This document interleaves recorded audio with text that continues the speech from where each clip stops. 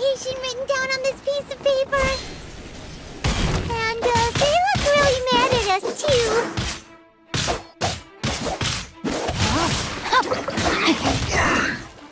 Rain cutter! Cool it!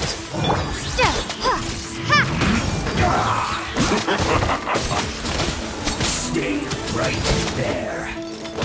Send this quickly! Drop! Shake!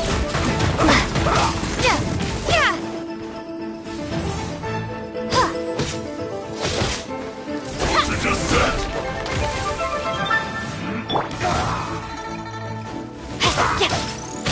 No, my sword! This time.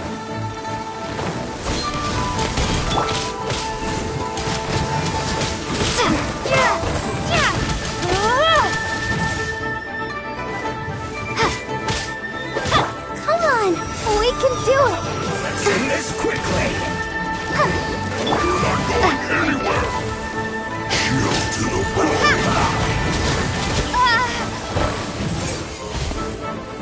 I must collect myself.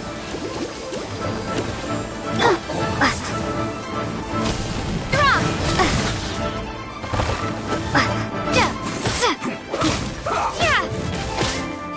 Starball!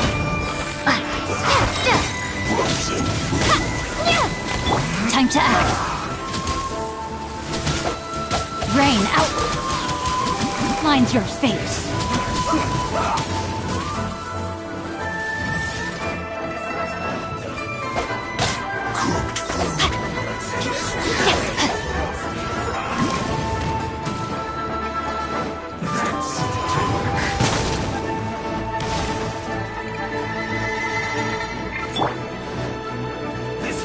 Oh, so sorry.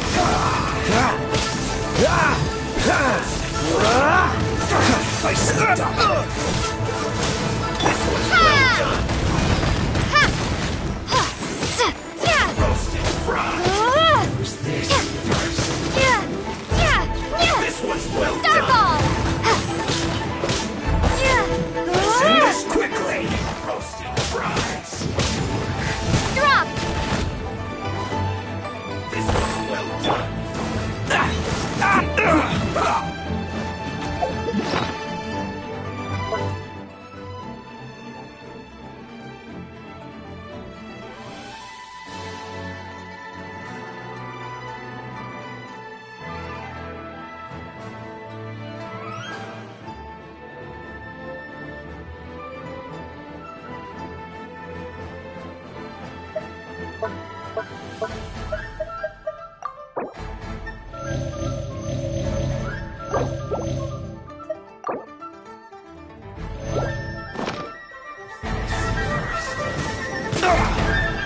Dodge this! What's the hurry? You need to hurry up. I must collect myself. This one's well Starball! done. Roasted fried. Drop! This one's well done. Shake! Freeze! You need to hurry up.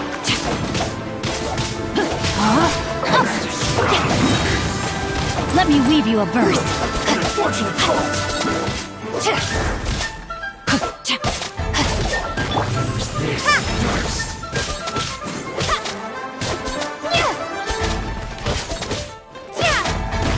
Drop! Harden up. Have a look at this. Take cover. Body and mind. Let's move. Cool it! This one's well done. Ah!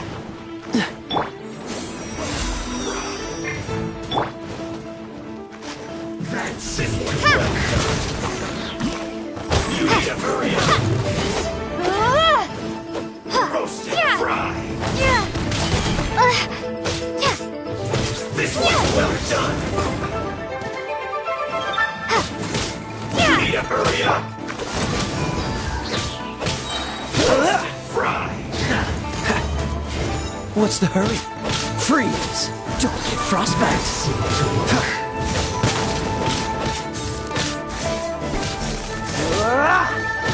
Dodge this!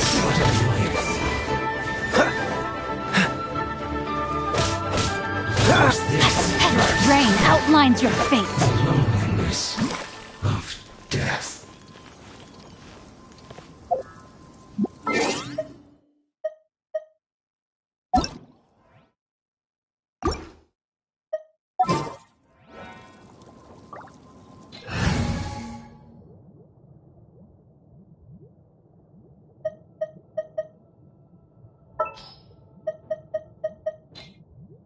I want to help.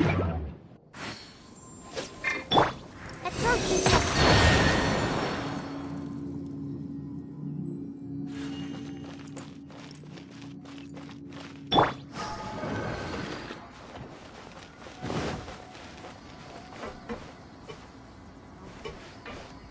Stand clear.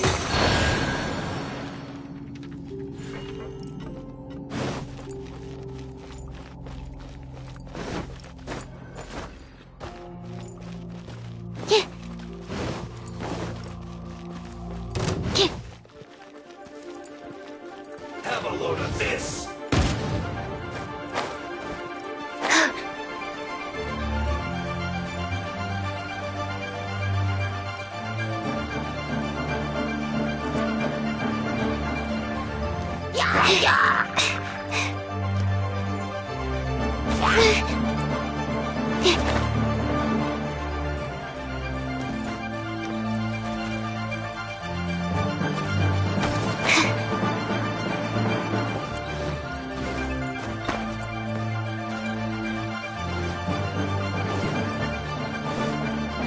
Animal test 6308.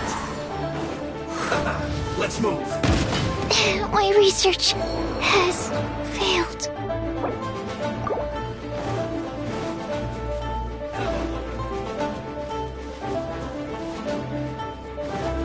Detoxifying heat. This was well done.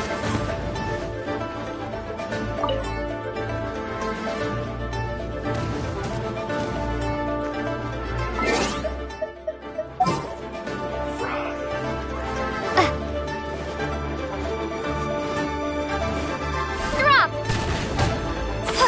Put your back into it. Crumble apart!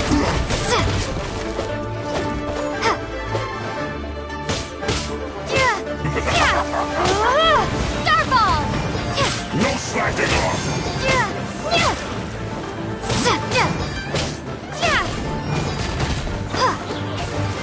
This should be fun.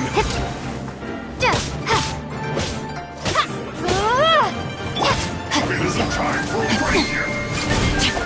No, my sword!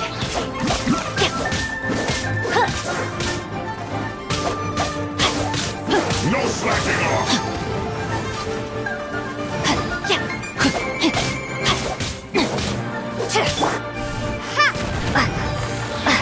Not breaking a sweat.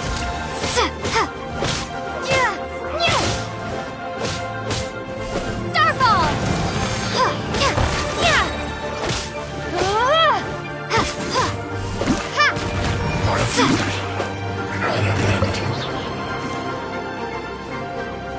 This was well done. You need to hurry up. Rain outlines your fate. Rain cutter! Fortunate fault. Shake! Starball!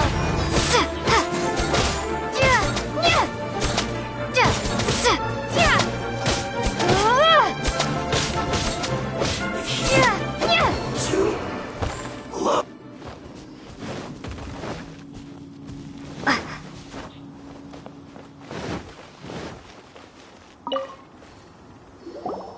There are so many talismans here.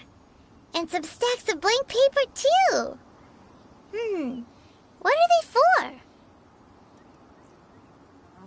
Paimon's seen this pattern before. But where? Oh, Paimon knows! It looks just like the sigil of permission the child gave you. But how did a relic of your death die end up in the hands of someone like Child? Suspicious. Oh, that's right. Cloud Retainer said that when the Lord of Geo created the Sigil of Permission, it wasn't to be used as some old relic.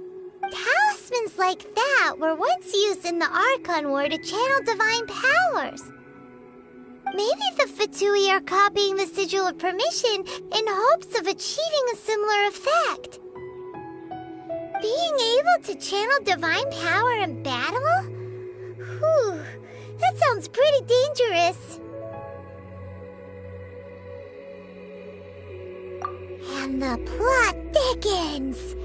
We'll need to keep an eye on Child, that's for sure.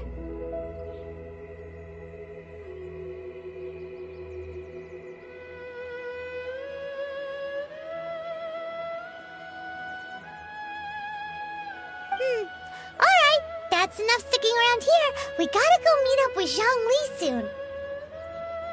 The last stop on our rite of parting preparations tour is Dihua Marsh. Let's go! Paimon hates being late.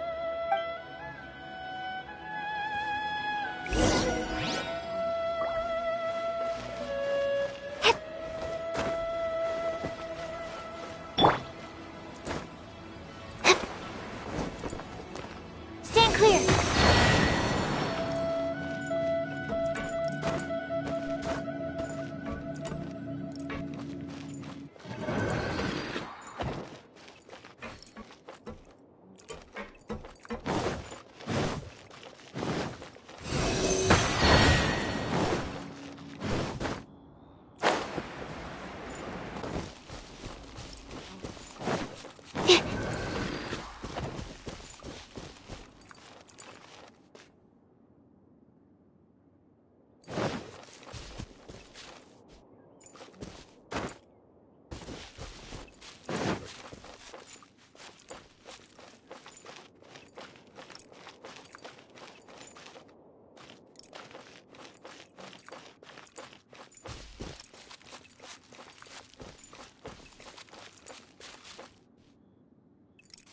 Absorption test.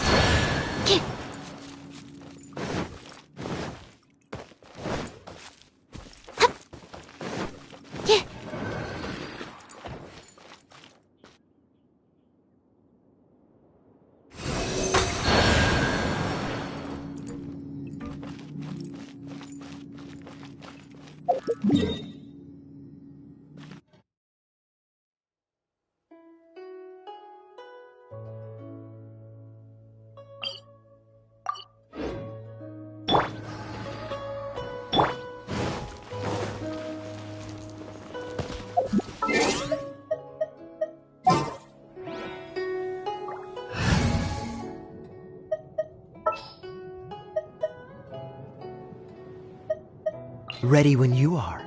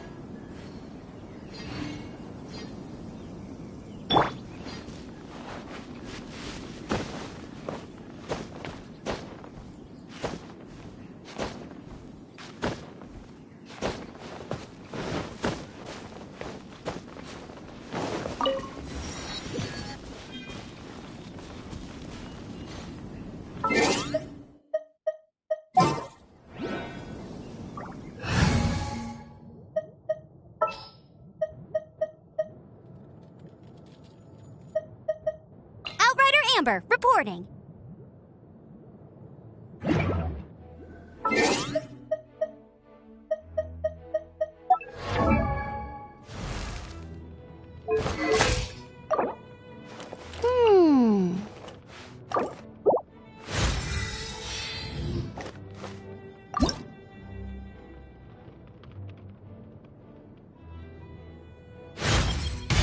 Yeah, as fast.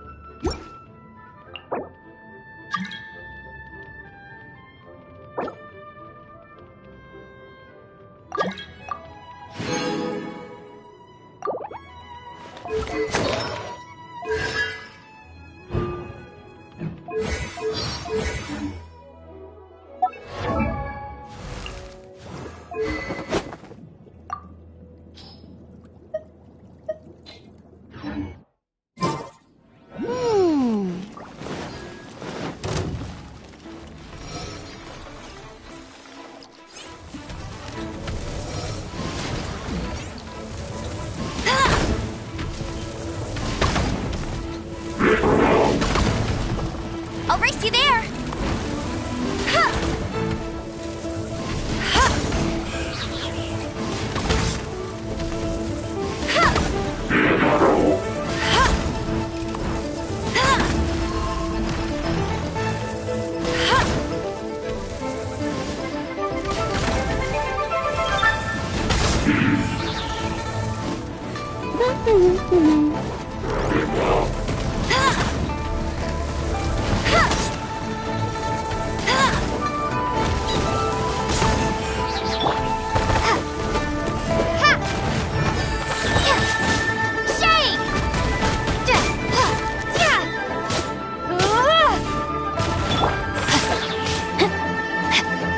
Rain outlines your fate.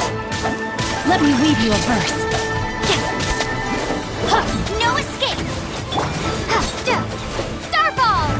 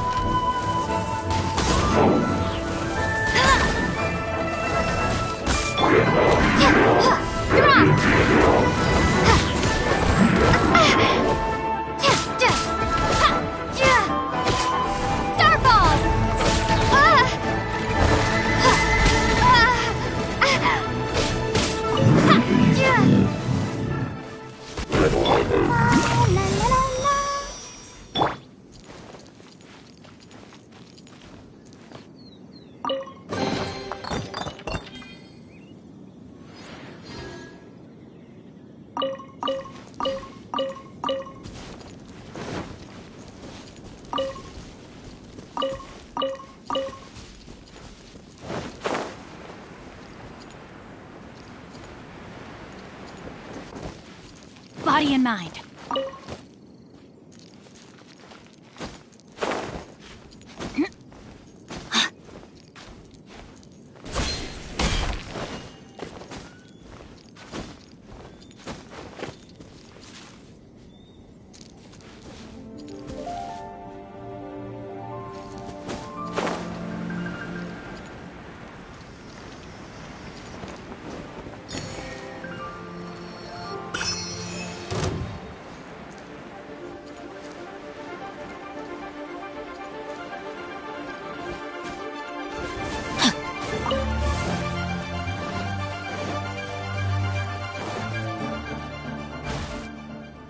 Right on time.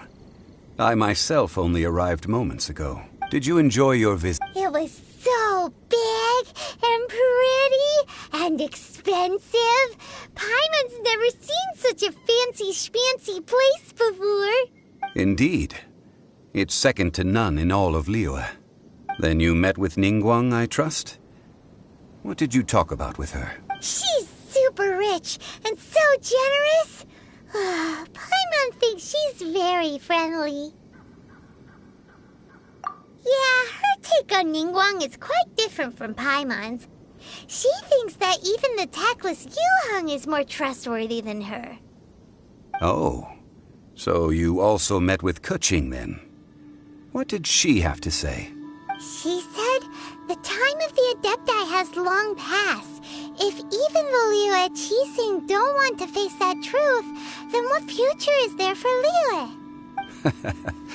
No respect for the divine. Indeed, contrary to the ever-bold Keqing, Ningguang is more of a businesswoman at heart, though they are both members of the Qixing.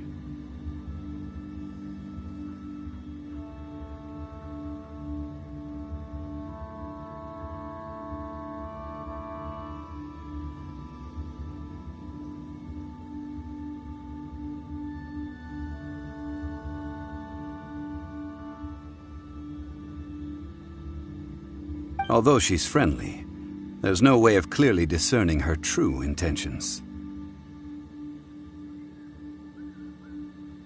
Yes, she has only relied on herself to rise to her current position. No ordinary person could ever achieve that. It's said that she's the one behind the constant expansion of the Jade Chamber. It's the second most important thing to her. Even if she ever gave up the position of Tianquan, she would never give up the Jade Chamber. The Jade Chamber is only second. What's the most important thing to her then? Why, Mora, of course. All Ningguang talked about was the Fatui this and the Fatui that. She said that after Rex Lapis was murdered, the Fatui have constantly been trying to sink their fingers into Liyue, and that they aren't to be trusted. That is how the Fatui have always been. It doesn't surprise me in the least. No matter what they may be planning, you must be careful when dealing with the Fatui. Always be on your guard. So, is there anything we need to get for the rite of parting in Dihua Marsh? Yes, as a matter of fact, there is. Today, we'll be gathering wild glaze lilies. Glaze lilies? But why did we come all the way out here? Doesn't the garden in Yujing Terrace have some? Even Qingse Village has glaze lilies. Oh, right! Paimon remembers that Madame Ping is always tending to flowers. Maybe we could ask her. No. Those lilies have all been gardened by people. They won't do it all. Dihua Marsh used to be full of glaze lilies. It is a sort of joyful flower that listens to human song. Before the Archon War, Dihua Marsh was all dry land and fertile soil. But the war caused landslides, and the land was flooded, turning it into... Of course, there are some kinds of flowers that have been preserved and gardened by people in the city. But very few people know that glaze lilies may still be found in the wild. Wild glaze lilies have the strongest fragrance. If we want to follow the true tradition of the rite of parting, we must grind up the wild lilies and place the powder in a censer of everlasting incense. But I'll need your assistance in gathering these flowers. No, I need you to sing to them. Singing to the flowers will make them more fragrant. So how good is your singing? Really? Why doesn't Paimon believe you? We'll only know once she starts singing.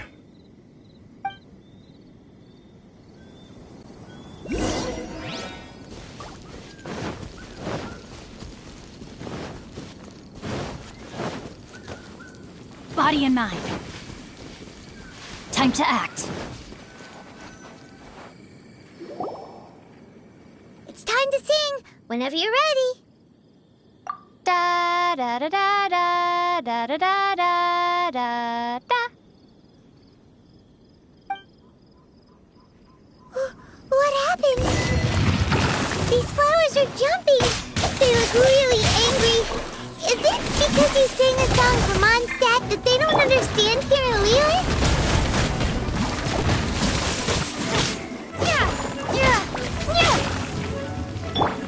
Go, go, Baron Buddy! Ha!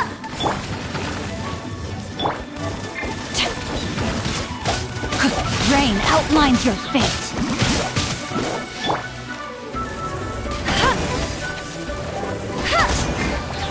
Get him! Let it rain! Drop!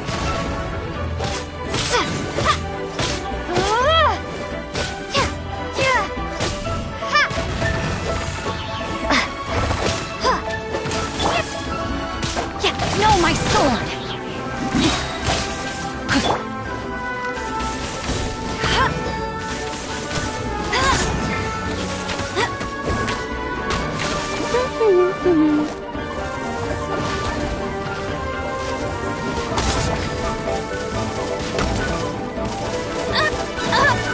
That's cheating!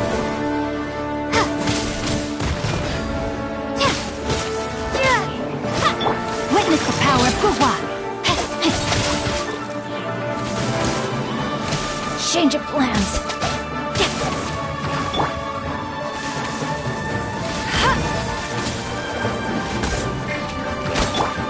Shake! Drop!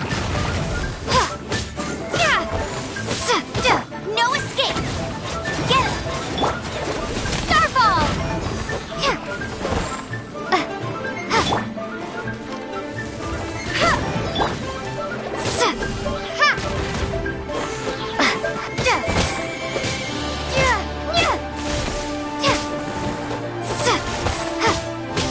Starfall!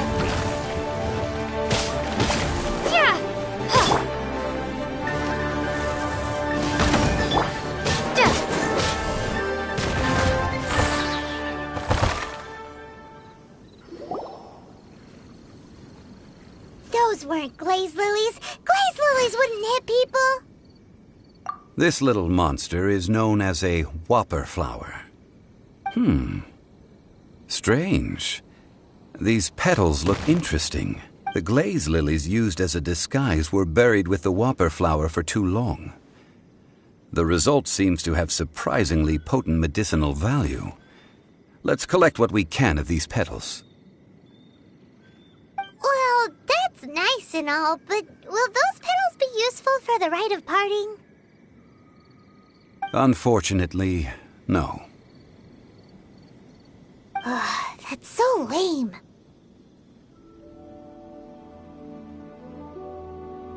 Excuse me.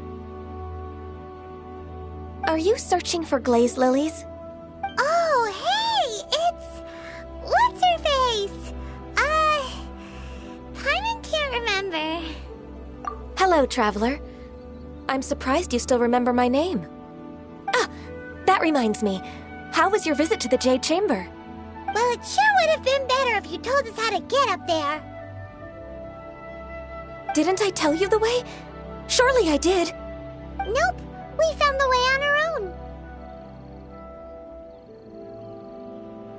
Oh, I see.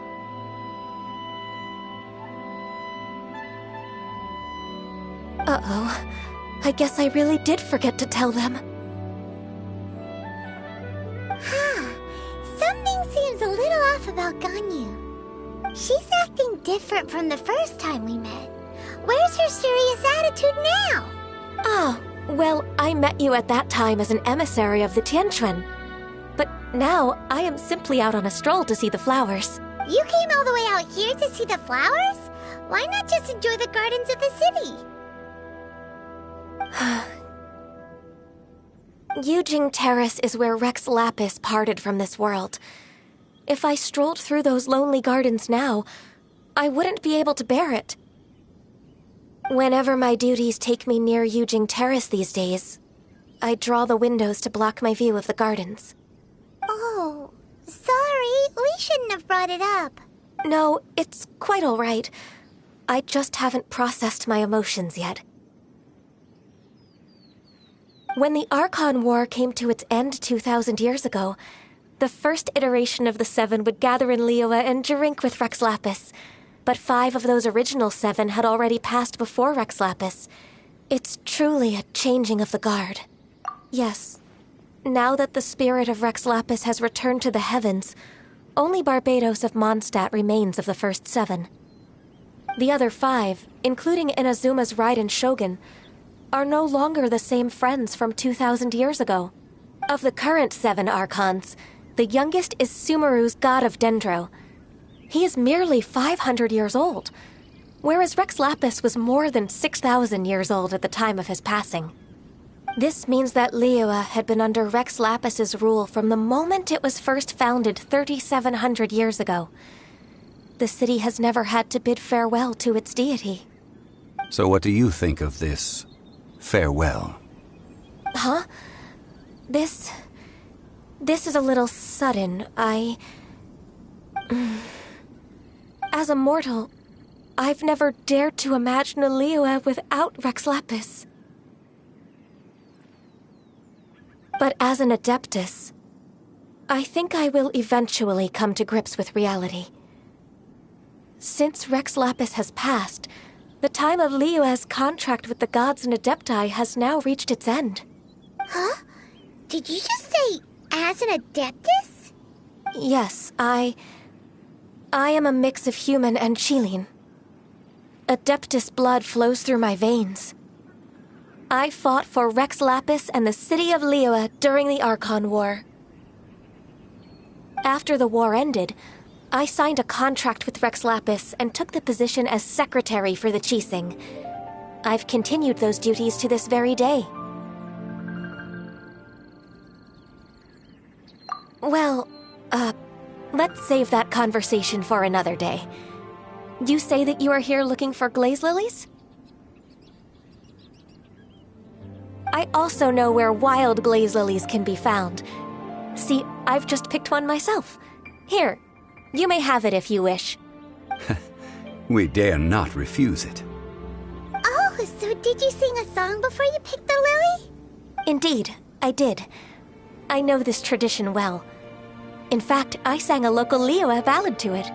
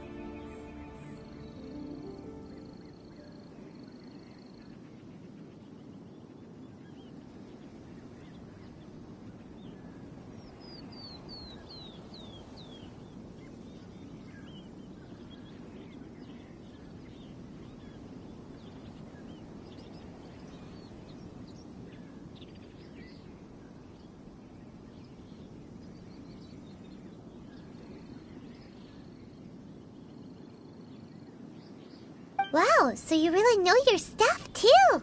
Thanks, Ganyu. No, it is you who I should be thanking. If not for this chance meeting, I never thought that I would be able to contribute to the upcoming farewell for our ancient lord.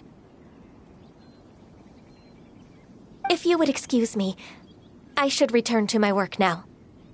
Good luck. And that just about does it. Our preparations for the rite of parting are mostly finished. Given the ease of picking glaze lilies, I think this was a fitting end to our tasks, in more ways than one. Yeah, Paimon can already imagine him starting a business in Liyue. I've had enough ventures in my life already. Beginning a new undertaking is always difficult at first, and requires no small amount of effort. And once business is at full steam, the stress of it all only wears away at you over time, so you must be careful to take the time to step back and re-examine yourself.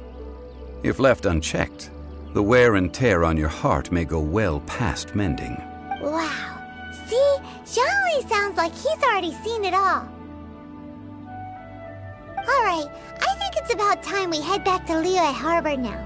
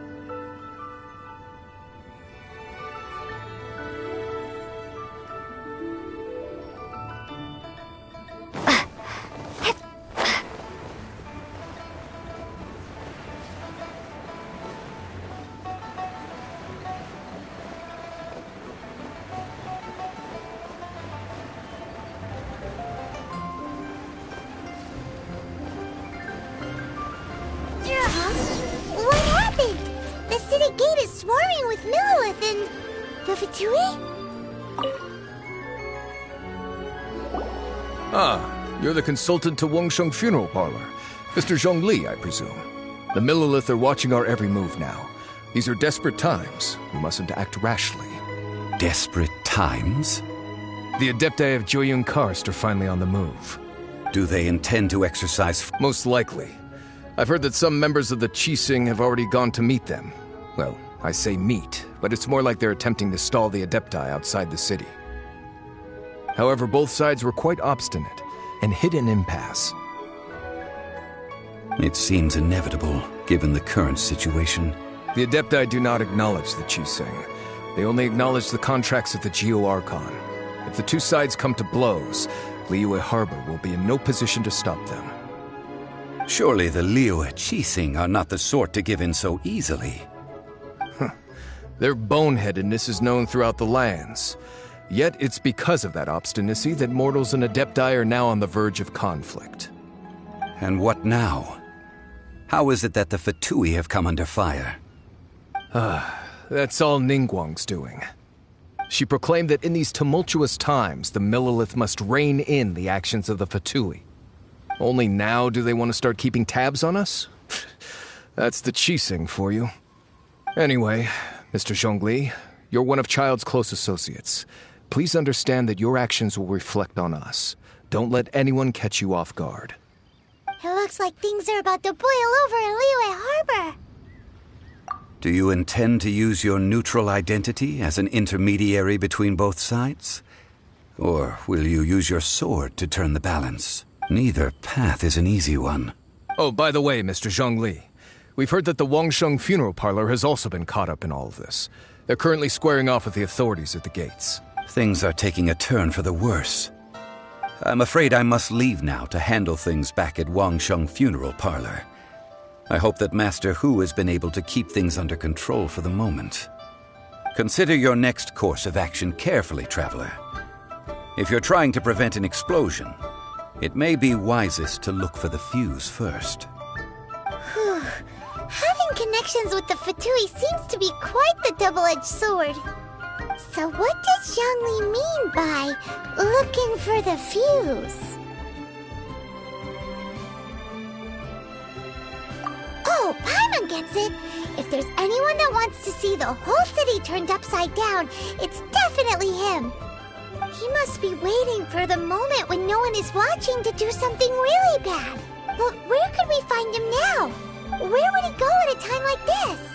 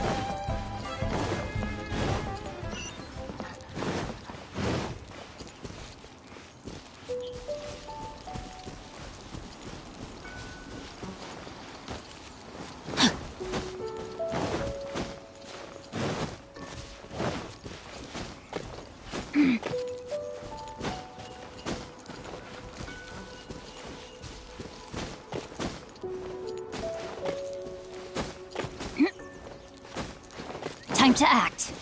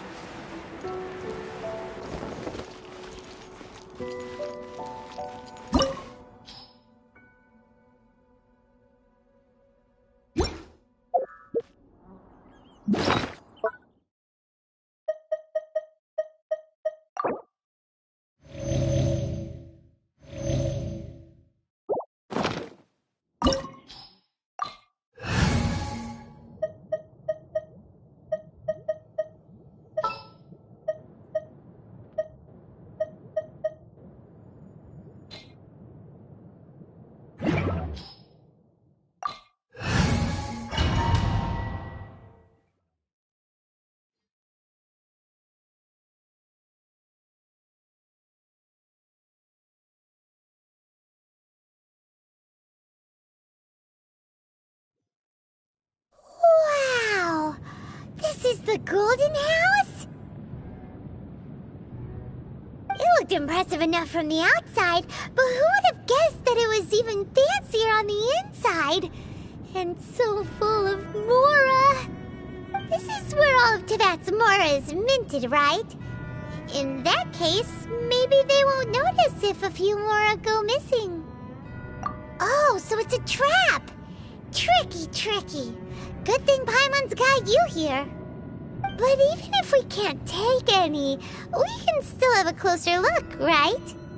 Or better yet, take a nap on top of a mountain of Mora. It's like a dream come true. Oh, right. Back to business. It's quiet.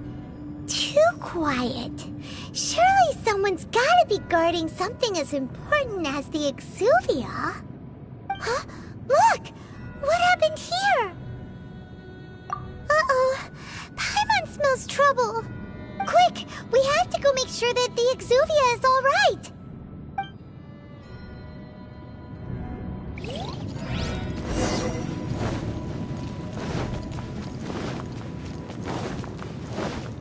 Time to act.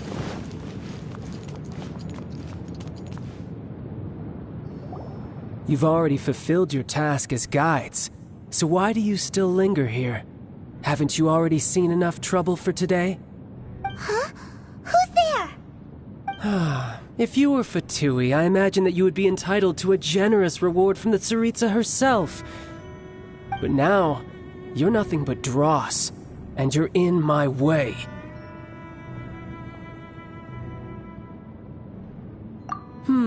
Where should I start? Well, I've never been one to beat around the bush, you know.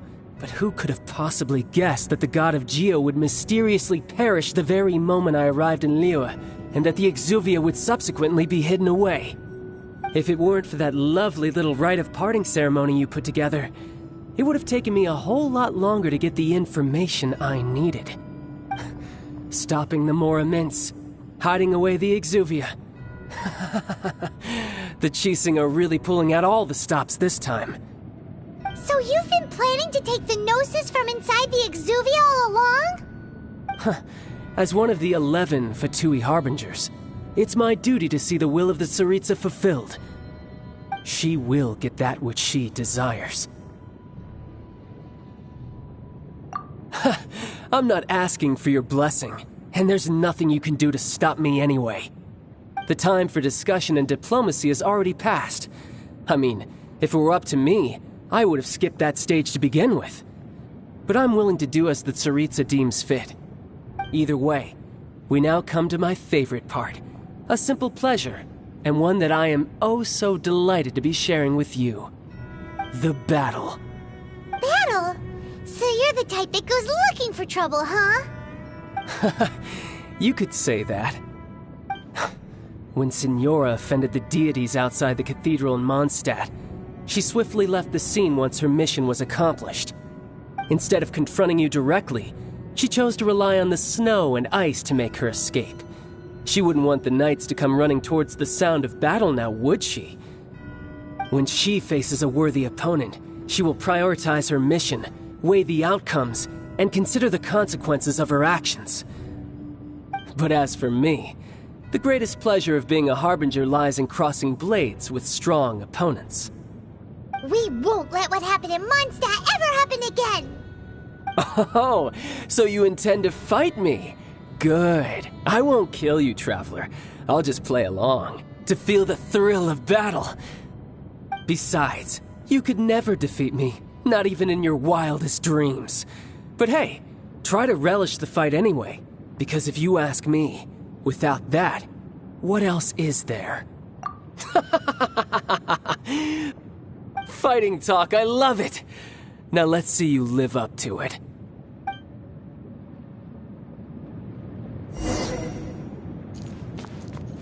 This chance is hard to come by, so show me all you've got. So very few ever get the chance to square off with the Fatui Harbinger. So come now, amuse me, and don't you dare disappoint. Passable level.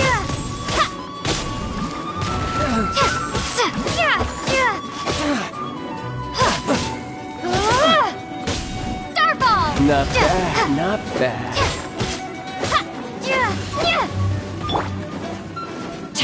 Rain outlines your Should fate. do it like this!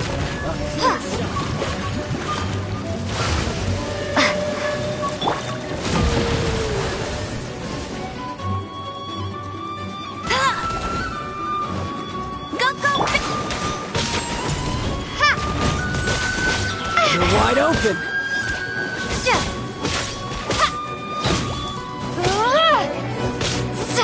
Drop!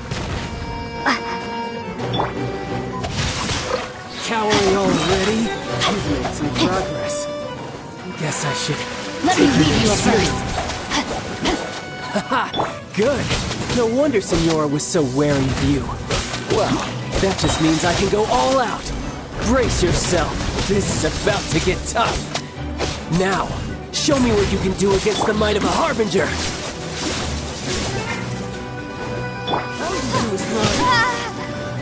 Drop!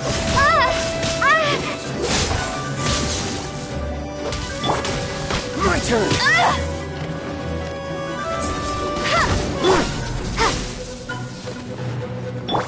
I'll crush you. Come on, we can do it!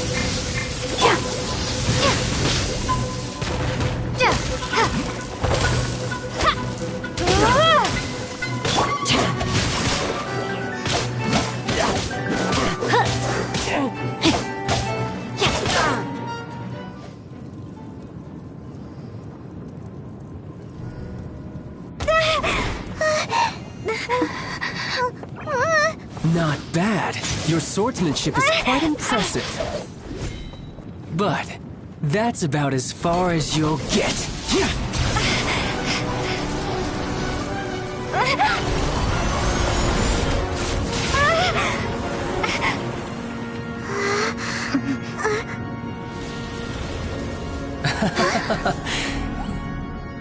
Didn't think you had that card hidden up your sleeve. You were just playing us to get close to the Exuvia! Oh, quiet down. Stop acting like some wide-eyed recruit. You've seen this world. You of all people should know. This should have been expected! Well then, I'll be taking Morax's Gnosis now!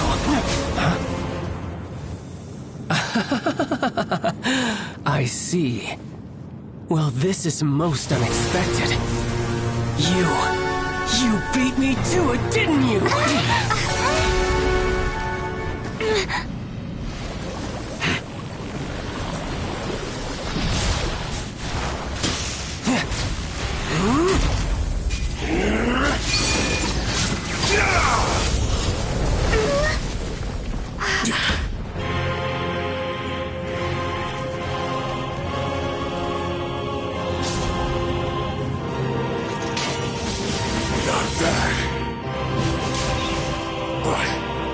This is going to cost you!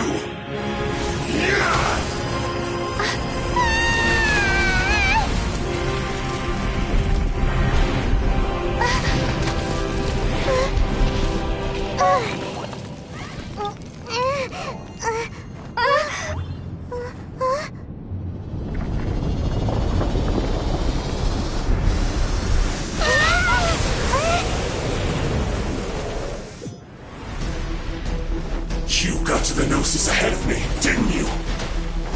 Did you simply move faster? Or did you leak the information regarding the Golden House to me on purpose? No matter.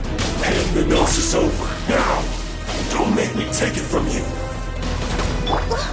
We didn't take it!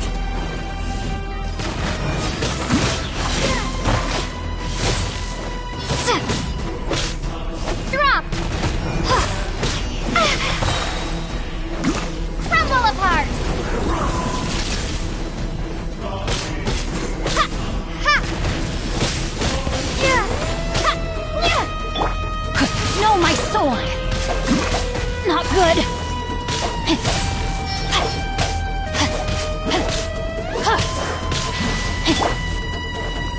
Starfall!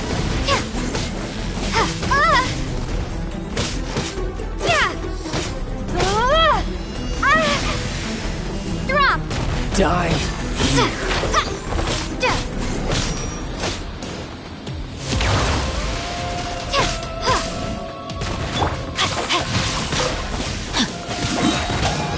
Ring cutter!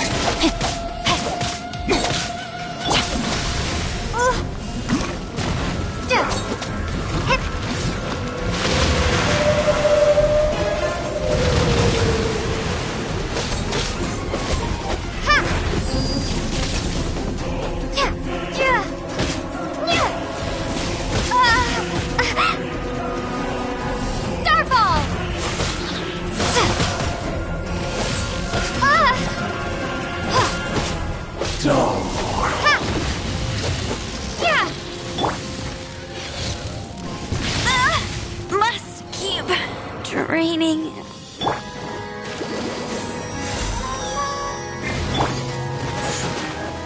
Starfall!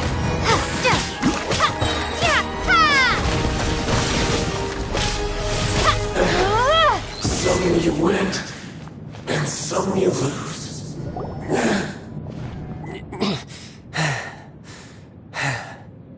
Look! Child's back to normal again! Well then, time to cool off. It seems the burden of the foul legacy transformation was too great for my body. I lacked the opportunity to think this through. And now that I consider the matter more carefully, you never had any chance of beating me to the Gnosis. You had no connection to the Gnosis, no matter where it had been taken. That's what we've been trying to tell you! We didn't take it! Your show of ability today far surpasses that of Signora's initial assessment of you in Mondstadt. Tell me, how could that be? You already know the answer, don't you? I can see it in your eyes. But if that is a secret you wish to keep, I guess I'll just have to curb my curiosity. This battle has already left me satisfied. Anyone who strives as I do to grow stronger shall be called a friend, even if our friendship can only be shown in battle against one another. Pretty sure that's not the normal way to make friends. Unfortunately, I must bring this amiable conversation to an end. My quest still beckons. Given that the Gnosis wasn't taken by anyone, then we must look once again to the beginning. Perhaps it was never in the Exuvia to begin with. In fact, it might be that the Exuvia was just a diversion of sorts. What? So you mean that... Yes, it appears so. Interesting to say the least. It seems that the guardian deity of the capital of commerce is also well versed in little maneuvers beyond the boundaries of contracts. As such, we must now look to our backup plan.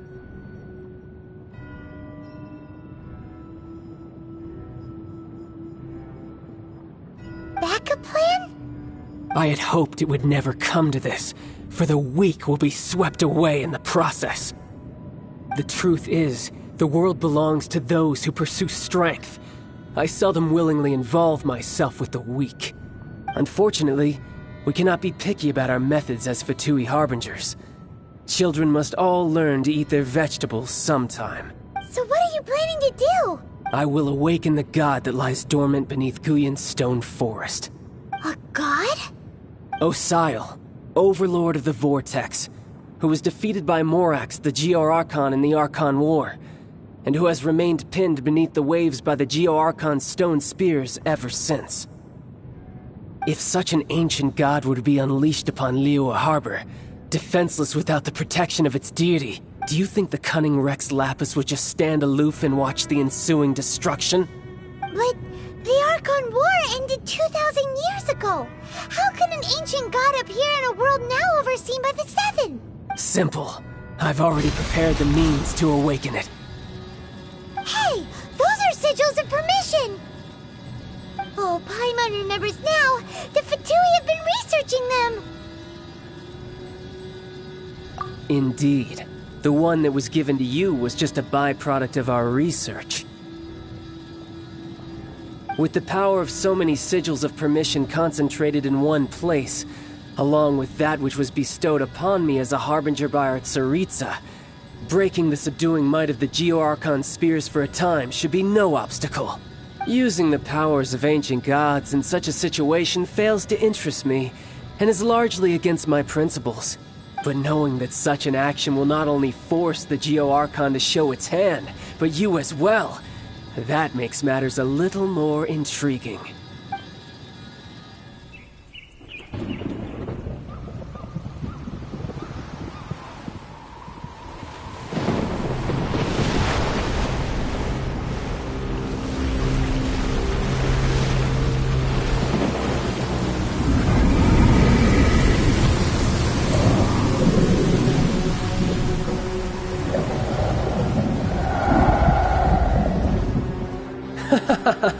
Let's see.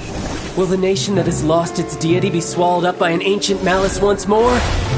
If you wish to drown together with the people of Liyue, you're free to stay and enjoy the show. Huh? He's already gone. That guy is fast. What's going on?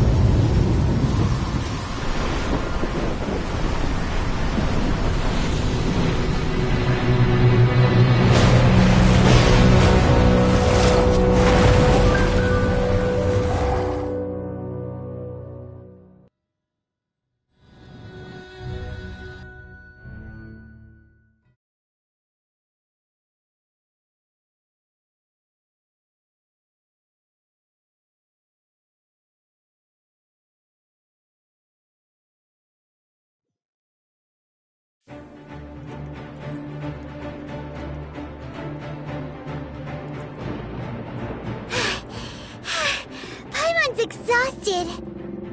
If we hadn't happened to see the Jade Chamber flying over just as we came out of the Golden House, we really wouldn't have known which way to go.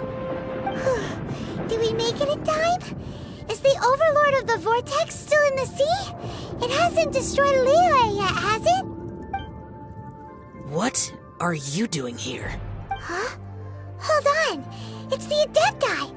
What are you doing on the Jade Chamber? Paimon thought you were arguing with the Qixing. Is the fighting over? Faced with a calamity of such magnitude, we have agreed to put our differences aside for now and unite against this common enemy. Oh, Paimon gets it. So how do you plan to defend Liyue? Just seeing this Overlord of the Vortex guy puts a pit in Paimon's tummy, even from all the way out here. It's not just you. We've got new Millilith recruits who can't even stand at attention without shaking. The force of an ancient god's presence seems to be too much for ordinary people to handle. Which is why we must stop that monster before it gets any closer to Liyue Harbor. So the Archon War was fought 2,000 years ago against enemies like that thing? Now that's scary.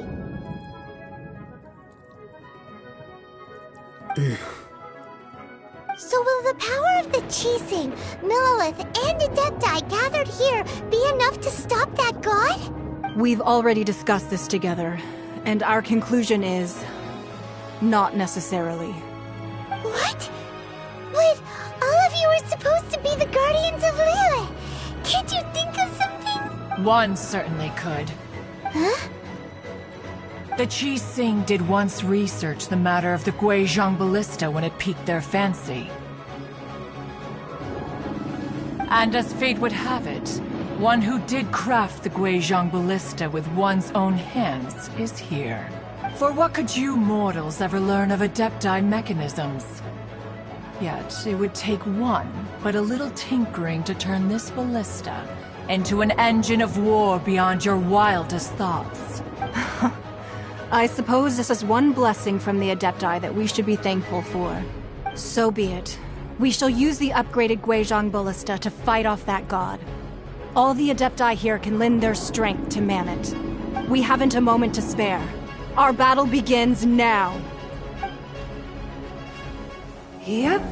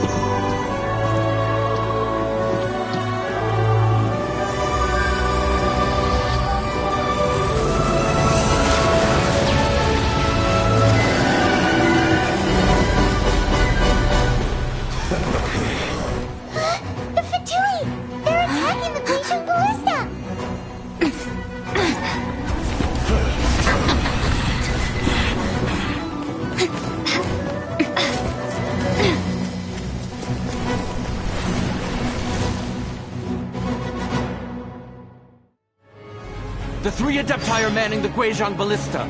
Do not let the Fatui disturb their work! All able Millilith, with me! Let's go help too! We Adepti have not faced a god in several millennia. Let one see what you're made of then. What strength remains within you, one wishes to witness.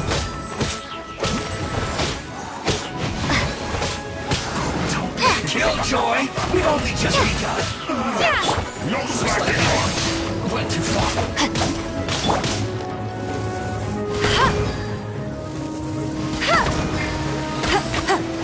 Hey, go, go!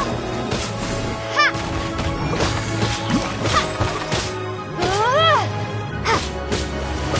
Not breaking a sweat! Drop! It isn't time for a break yet!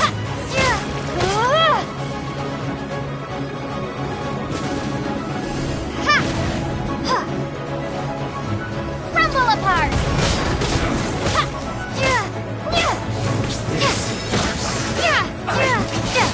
Calculated.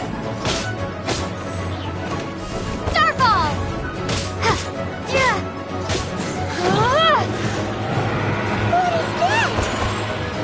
That is Osial's divine power. I am very familiar with it. Be careful not to get hit. Body and mind. The Fatui! Their attacks are unrelenting! How daring. Snezhnai's diplomats will answer for this afterward. Every last one.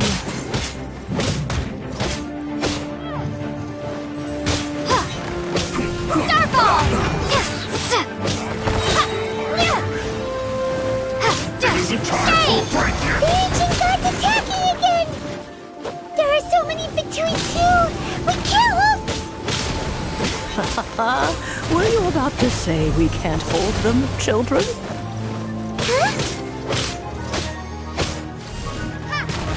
Don't lose heart. Here, take this.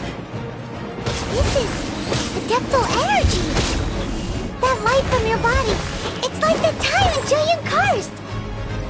Wow, it's Madame Ping's shockwave. This granny's really strong.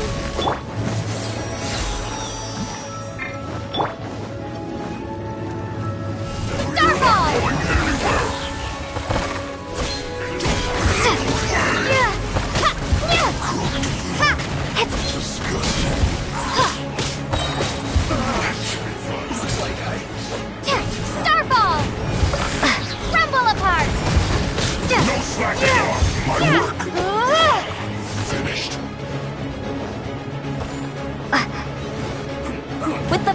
Qilin, I guard you against evil! Cast your fear of injury by the wayside, and fight with all your might! I too did this during the Archon War! So this is what Ganyu's like in a fight! My name means swiftness. Take my power and run as I do. We're going too fast!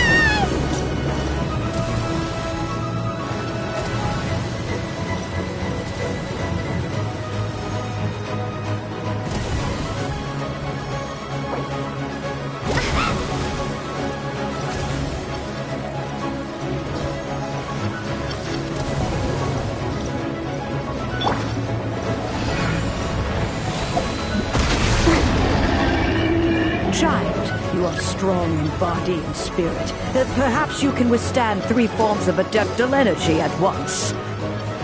This will hurt a little. Please bear with us. Once you've adapted, try to use them in battle. Shake! Drop!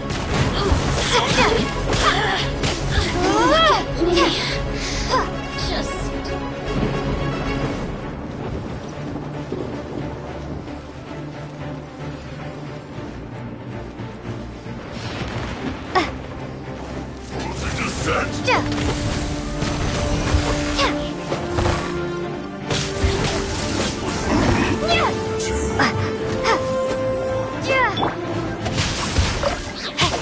Exercise caution! I fear that the god's power has reached its peak! In other words, if we hold here, there's nothing worse to come, right?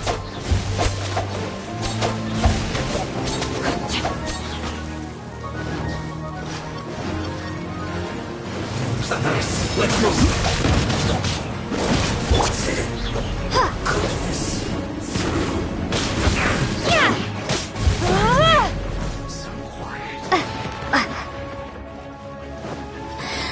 Rumble apart!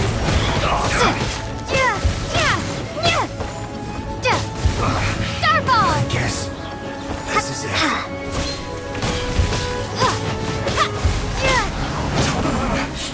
Looks like I went too far. Drop!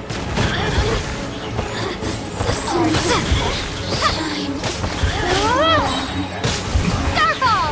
Shake! I guess this is it. The Fatui's numbers are thinning! Fight on, comrades! Once we finish this lot off, the Adepti will be able to deal with the god in peace.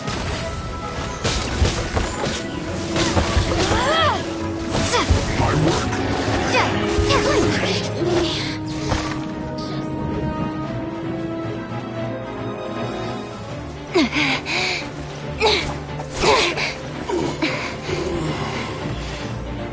The interlopers are no more. Now we may commit ourselves fully.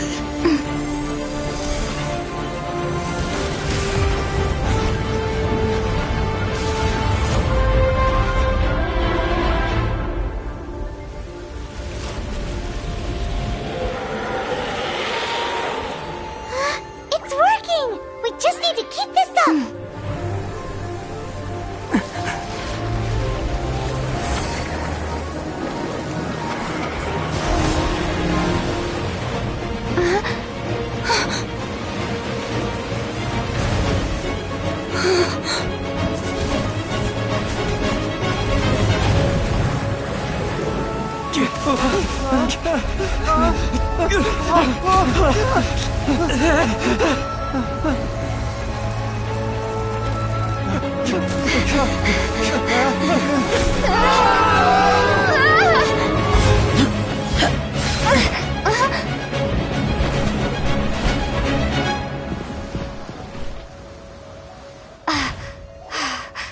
Be careful now.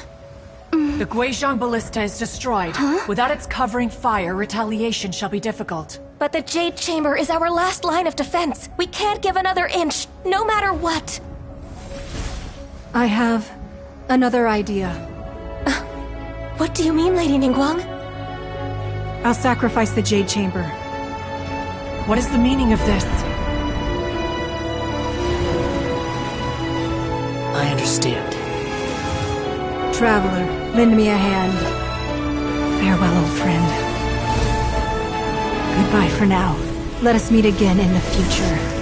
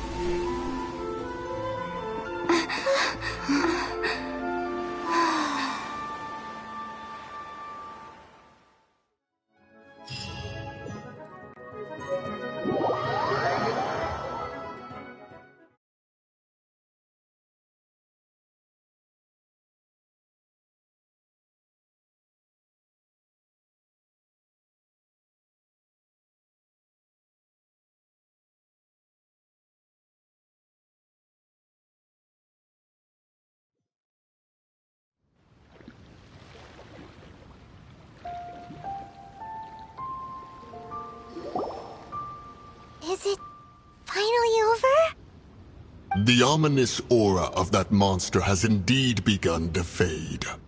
The effects of the Sigil of Permission last but a short time. It will be some time before the Overlord of the Vortex can make any waves again. We are indebted to you for your assistance. If the Adepti hadn't happened to be here, the future of Liyue Harbor would surely have been in great jeopardy. Save your flattery. We didn't just happen to be here. Surely you won't pretend to have forgotten the reason for which we came. Come now. There's no need for such harsh words, Cloud Retainer. I've heard that when Ningguang began learning to do business, she had already started setting aside part of her then limited income in preparation for building the Jade Chamber. At first, it was only the size of a small room, but with continued expansion, it has become the palace that lies before you now. It is a testament to Ningguang's entire life, both as a businesswoman and as the backbone of the Liyue Qixing. Seeing the Jade Chamber destroyed in the defense of Liyue means much to her. To me, such cooperation and sacrifice deserves at least some recognition, don't you agree? Well, I was really hoping you would say that such sacrifice could at least be used as some leverage in our negotiations. Thank you all for hearing me out. We know very well why the Adepti came here today. But please forgive us. We cannot yield to your wishes. Oh? 3,700 years. According to our records, the Adepti signed a contract with Rex Lapis to protect Liyue 3,700 years ago. Even to this very day, Liyue and its lands have stood the test of time, immovable as stone, just as it was thousands of years before. This is truly no small feat. But that does not mean that the Liyue of today is the same city as it was all those years ago. Do not merely cast your protective gaze upon the land. Instead, focus your sights on our city and each of the citizens that dwell within it. Are you questioning our means of protecting Liyue? I mean no offense. I simply hope that our Adepti forebears would see Liyue in a new light. Forebearers, you say? One doubts you would be fit to be part of such a lineage. This morning, Rex Lapis appeared to me in a dream. What? In the dream, I yearned to tell him that we Qixing, though mortal, are equally bound to the contract. Each passing generation of the Qixing leaves many things of value to be inherited by the next generation.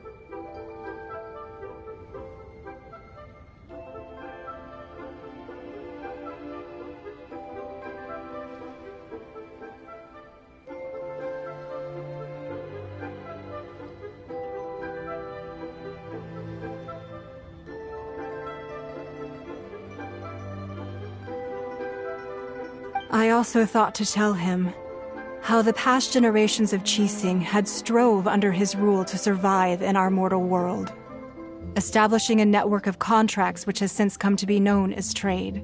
But I dared not speak. I could only gaze at him in silence until the moment I awoke. Oh, Ningguang. Yet another perspective. What are you trying to say, Outlander?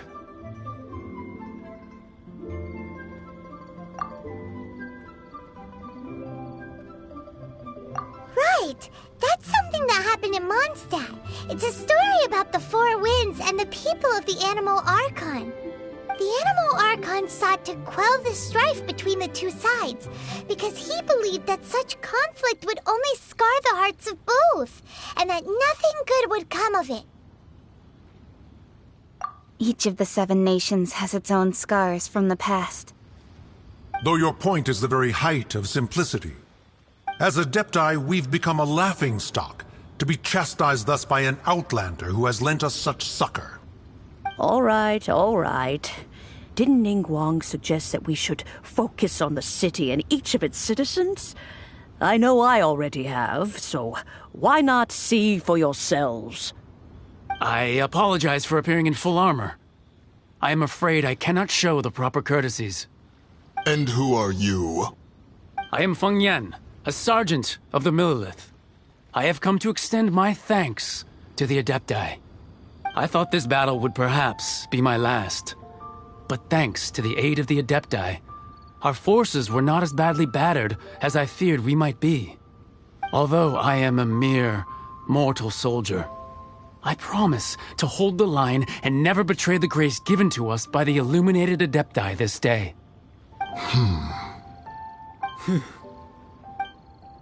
Huh?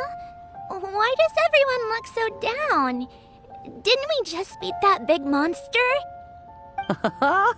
Weren't you frightened, dear? It was quite the predicament. I wasn't afraid. All the strong Millelith guards were there, and those powerful heroes with their visions were there. Everyone was there. When danger is near, everyone always protects me. And the rest of the time, they make fun toys and tasty snacks and loads of things that make the harbor so pretty. Thanks for protecting Liyue Harbor. Please come visit us for the next lantern rite. Unfortunately, we wouldn't be able to participate. Huh? Because we are Adepti. Oh, okay. It must be hard being an Adeptus. Aww. You see, this is what Liyue is like today. The country of contracts is grateful to the Adepti for their protection. But it is no longer necessary for the city to rely on the Adepti's power to solve every little niggling matter. Although their blood is weak, there is still strength to be found in those we call mortals. The time of contracts between gods and Liyue has long since passed. Now is the time of contracts between Liyue and its people. Seeing the port around us now, it is hard not to feel a bit out of place. Wouldn't you say so, Cloud Retainer? Your line of inquiry is askew. One did not spearhead this expedition to Liyue Harbor. Seems like the Adepti have had a change of heart.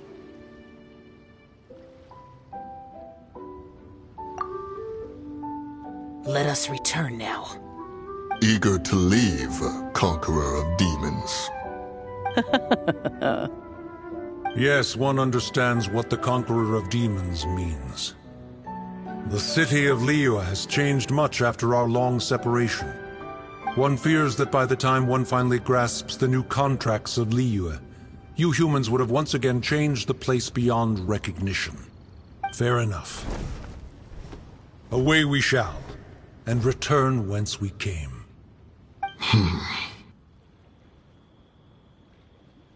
Since we Adepti have consensus, then one shall persist no further. But how will we ensure that the Liyue Qixing will not simply exploit their power once we depart? In my view, that is still a thing to be guarded against. All right, Mooncarver, you needn't worry. It seems to me that this right of supervision is best left to the people of Liyue. Looks like the conflict between humans and Adepti was avoided. All's well that ends well, huh? Oh, right! It's nice that we've got peace and all, but we're forgetting one thing. Child wanted to unleash the god so he could lure Rex Lapis out.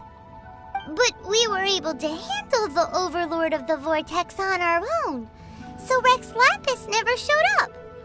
Oh, and speaking of that, don't we still need to get to the bottom of that Archon's death, too?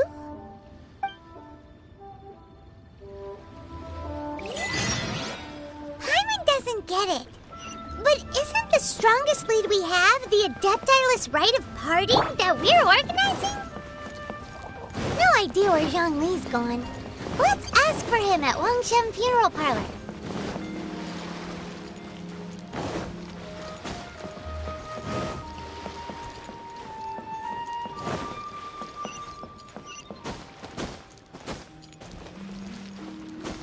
Body and mind.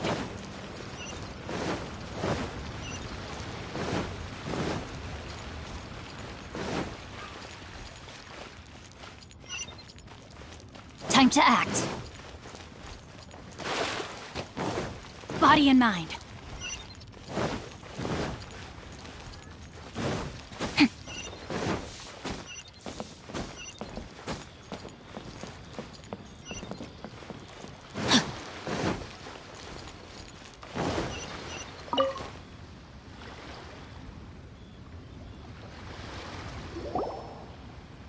Is there anything I can do for you two? I'm afraid that Wangshen Funeral Parlor isn't in the best state to receive guests. We've come to see Zhongli. Could you please tell him we're here? Unfortunately, Zhongli isn't here at the moment. It seems he went to Northland Bank. Doesn't the Northland Bank belong to the Fatui? Last time we saw Zhongli was before we went to the Golden House. Do you think he doesn't know about the attack on Liyue? Visiting the Fatui at a time like this could only mean more trouble.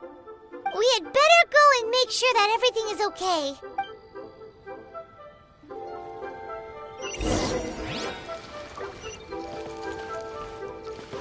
Body and mind.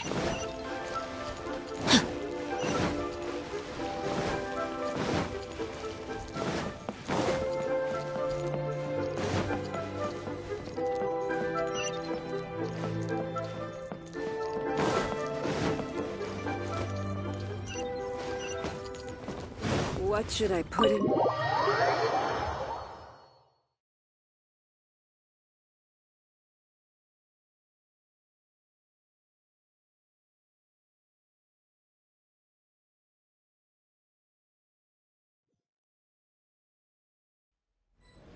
You call this cooperation between Harbingers? Cooperation involves communication, you know. Don't take it to heart, child. Besides, aren't you happy that you got to skip the formalities and bring chaos to the land? I'm sure you must have enjoyed that. Oh, it seems that some of your friends have arrived. Hey, it's Zhongli and Child. And you! You're also one of the Harbingers? It's you two. I believe we've met once before. In the city of Bards, was it? I'm glad you still remember my name. Ah, right. I imagine that it must have been rather hard to forget watching helplessly as something precious was snatched away from your friend. Well, if it isn't you two. This is our first time seeing each other since Liyue was nearly wiped off the map. This is certainly a bit awkward, wouldn't you say? Paimon knew that we should never have trusted a Fatui Harbinger. Oh, now don't say that. Sure, I may have misled you, but I never had anything against you personally. Besides, I thought we were getting along quite well together, didn't you? Except for that little tussle we had at the end. Nothing personal. We just have different views, that's all. Of course, you may very well hold this against me, but that's up to you. The real deceivers here are Senora and Zhongli. Curse them for leading me on. So actually, I think... Stop wasting time, child. There'll be plenty of time to chat once I'm through here. You remember the agreement, Morax. Now, if you would be so kind. The Gnosis, please. What in the world are you talking about? The contract is fulfilled. That which thou seeketh is now bestowed unto thee. For my promise is solid as stone.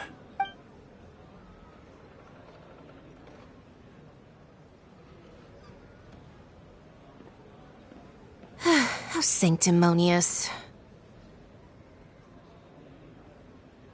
What? So you're the Lord of Geo? No, wait! That's an exciting twist and all, but why give the Gnosis to the Fatui? I do not give it for free. I give it as agreed upon in the contract, for it is a matter solely between the Tsaritsa and I. Yeah, you don't think you went a little bit too far with that whole fake death thing? Everyone was preparing the ceremony for you, and splat! This big dragon falls out of the sky, and all of Liyue goes into an uproar. Talk about a disaster. Gathering all the forces that had been bubbling behind the scenes, and then stirring them together in a pot that was bound to boil over. That's what he wanted to see, am I right? Wait, what? Perhaps it's best that I explain. As you know, I've dwelt upon this world for more than 6,000 years. I witnessed the founding of Liyue, together with the Adepti 3,700 years ago. Even boulders that can withstand whirlpools will erode with the passing of time. I kept convincing myself that cracks had not begun to form, and that the end of my time had not yet come, until one drizzly day, as I was strolling along the harbor, I heard a merchant tell one of his workers, "You finished your duties. Go ahead and call it a day." I stood motionless among the crowds, asking myself, have I already finished my duties? Oh, Zhongli. But as I began to consider relinquishing my divine role, I soon discovered that many reasons still remained to not hastily depart. Was Liyue, the city I had dwelt in for so long, already prepared to enter its next age? I decided that a test was needed in order to reveal the answer. So I feigned my own death, and gathered the cast of Child, the Adepti, and the Liyue Qixing to play their roles together on the stage that was Liyue. Indeed I was. The Gnosis, which I had kept for so many years, suddenly seemed to have lost its meaning. That's right. Which is why I continued to safeguard the Gnosis until now. So you mean that if the chaos ever reached the point of no return, you would simply appear and use your divine powers to bring Liyue back under control? Of course, and it would have been all too easy for him too. Just as a child quickly matures after losing their parents, so has Liyue matured when faced with the death of its deity. I was pleasantly surprised with the finale of the show that you all put on. Why, you even deserved an encore. The Adepti deserve the greatest applause, considering their years of seclusion. They hardly recognized the city, yet faced with such a crisis, they exerted the greatest amount of restraint. Not only did they manage to cooperate with the Qixing, but in the end, they even tried to understand the heart of the people. And hats off to the emissary dispatched by the Cryo-Archon to fulfill our contract, Signora. She managed to keep everything she knew in strict confidence, far from the eavesdropping ears of her colleague Child, just as I had requested. All the while, I carried on as Zhongli, and fulfilled the traditions of Liyue in this mortal form. Thank you for walking that path with me, Traveler. These things were all a part of my script. The only unforeseen plot twist was the conduct of the Liyue Qixing. I had expected them to do no more than the Adepti, to come to the defense of Liyue. But when all was said and done, they seized the opportunity to supplant Liyue's divine protectors, and used the subsequent power vacuum left by my death to quickly gain complete control of Liyue. Huh? That doesn't sound good at all! Ha! On the contrary, I think it is excellent. I had always feared that it was too soon for them to take over from me. And it was also that which I longed for the most. As such, this is the best parting gift anyone could have given this god of old. Hey, what about me? Doesn't anyone feel the least bit of remorse for deceiving me? You've practically kept me in the dark! I think that thanks would be more appropriate. You certainly played no small part in all of this, wreaking havoc and turning the city upside down. The Lord of Geo ought to thank you for your performance, if anything. If you hadn't created the pressure of a battle between mortals, Adepti, and a god, the lump of coal resting in the hands of the Geo Archon, Liyue, would never have been able to become a dazzling diamond of a city.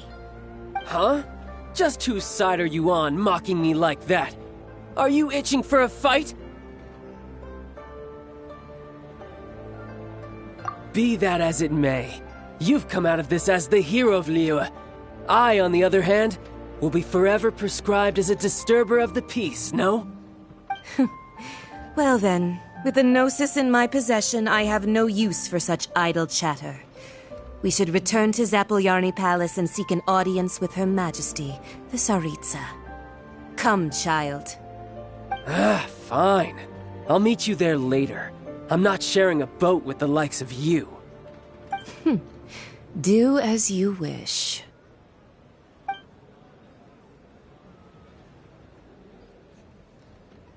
Now then, is there anything else you wish to ask me? Right! As Zhongli always told us, a good trade is a fair trade. Paimon has no idea what could be a good trade for a Gnosis. Realistically speaking, there is no such thing. Huh? However, I am the god of contracts. For thousands of years, I have made countless contracts. If the deal was of no benefit, then I certainly would not be inclined to agree to it.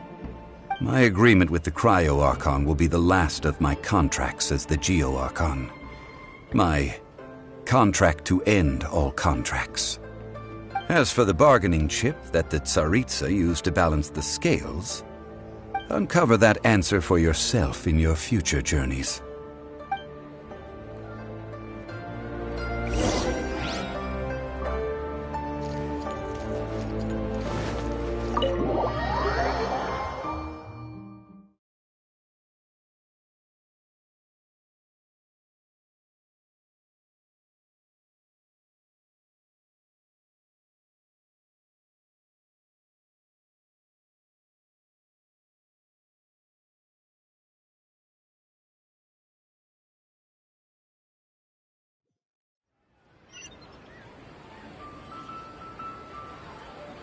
Today's the day of the rite of parting.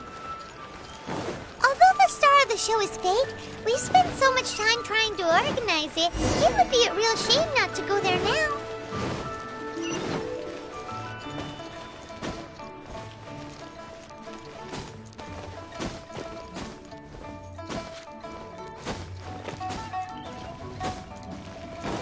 Time to act.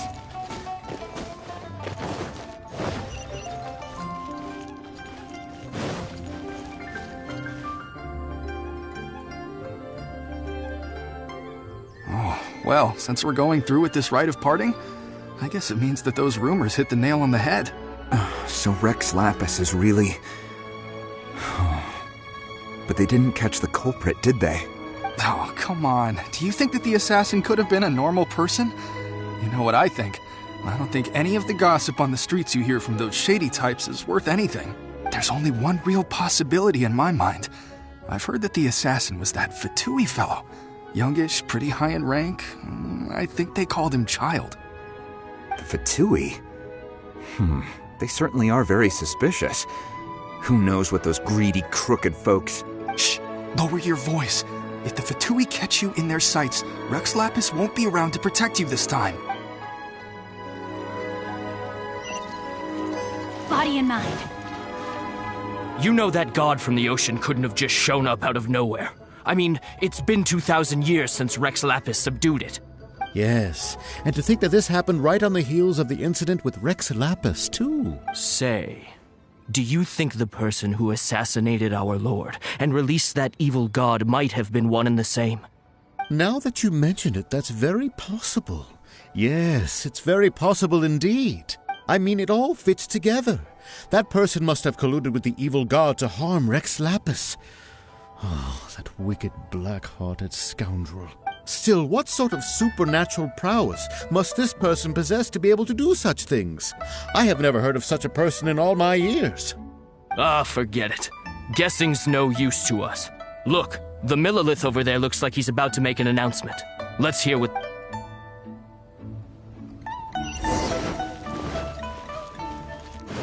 Time to act. Hear ye all! The Qixing's words.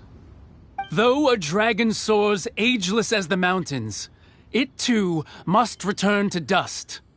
This is common knowledge. Gods and Adepti live glorious lives, but both light and shadow have their season. So too must they face divinely appointed trials. Rumors and hearsay abound on the streets that Rex Lapis was murdered. Now, let the truth be revealed. Having been thwarted in his trial, Rex Lapis's soul has recouped the celestial heights. He beseeches the people of Liyue to grieve not and to let not their hearts be saddened. Nor are they to believe street-born rumors or indulge in baseless speculation.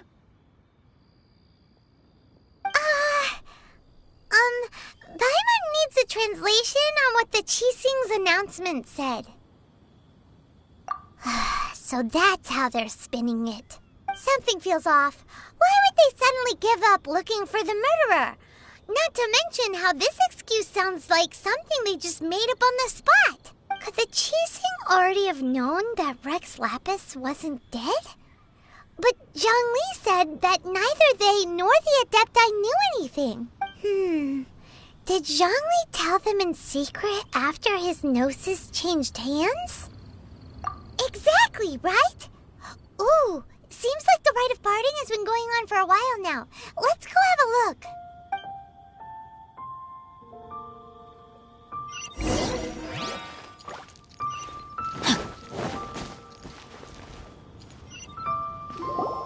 Look, it's Ningguang and Keqing. Are they saying something? Are there speeches over? As said previously, Rex Lapis's soul returning to the heavens is the end of the contract. And it is also the end of an era. 3,700 years of contracts burnt and reduced to ash. We, the people of Liyue, were indeed prosperous. But blinded by our prosperity, we forgot that time can be pitiless. The long, unending dream of our Archon walking among us. Now that we have awoken from our dream, we must learn to say farewell. Will you stand with us as we re-establish our contracts? As we build a new age of prosperity? So concludes the words of Her Eminence the Tianquan. Does Her Eminence the Yuheng have anything to add? Huh? Is she looking this way? Traveler. Yikes! She really is looking our way! Is that the traveler who they say defeated the ancient god? So young. The Liyue Qixing always repay their debts. And as you have heard, our eyes see far and our reach is long. Name your price. You deserve that much. Whoa!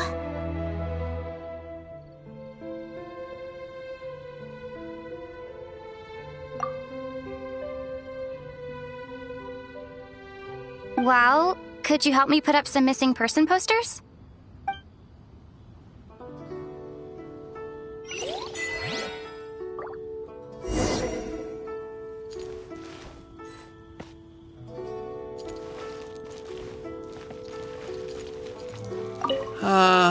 Rex Lapis. Oh, Rex Lapis. Perhaps mementos for Rex Lapis might be the best short... And to think I'd put my best perfume on before coming here, thinking you'd like it. But it seems as if those perfumes really were meant to be offered to Rex Lapis. Well, that's fine. Suffer no rivals in love, they say. As for the mortals and Adepti of Liyue, what shape shall our relationship take from now on?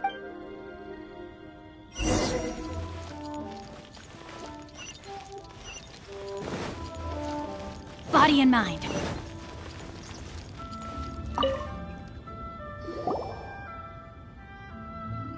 Zhongli! Look at this.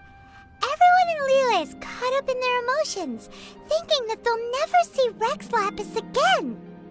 And here you are looking all relaxed. Why would I not feel more at ease after laying down the burden I have borne for 3,700 years? Right. If the two of you can spare the time, I should treat you to a meal at the Liyue kiosk. Ha! That sounds like big talk, Zhongli. Paimon might have believed you if you were treating us to some third-round knockout, but you'd have to pay out your nose just to stand inside Liyue kiosk. Are you sure you can afford it? You're right. I do like the Mora.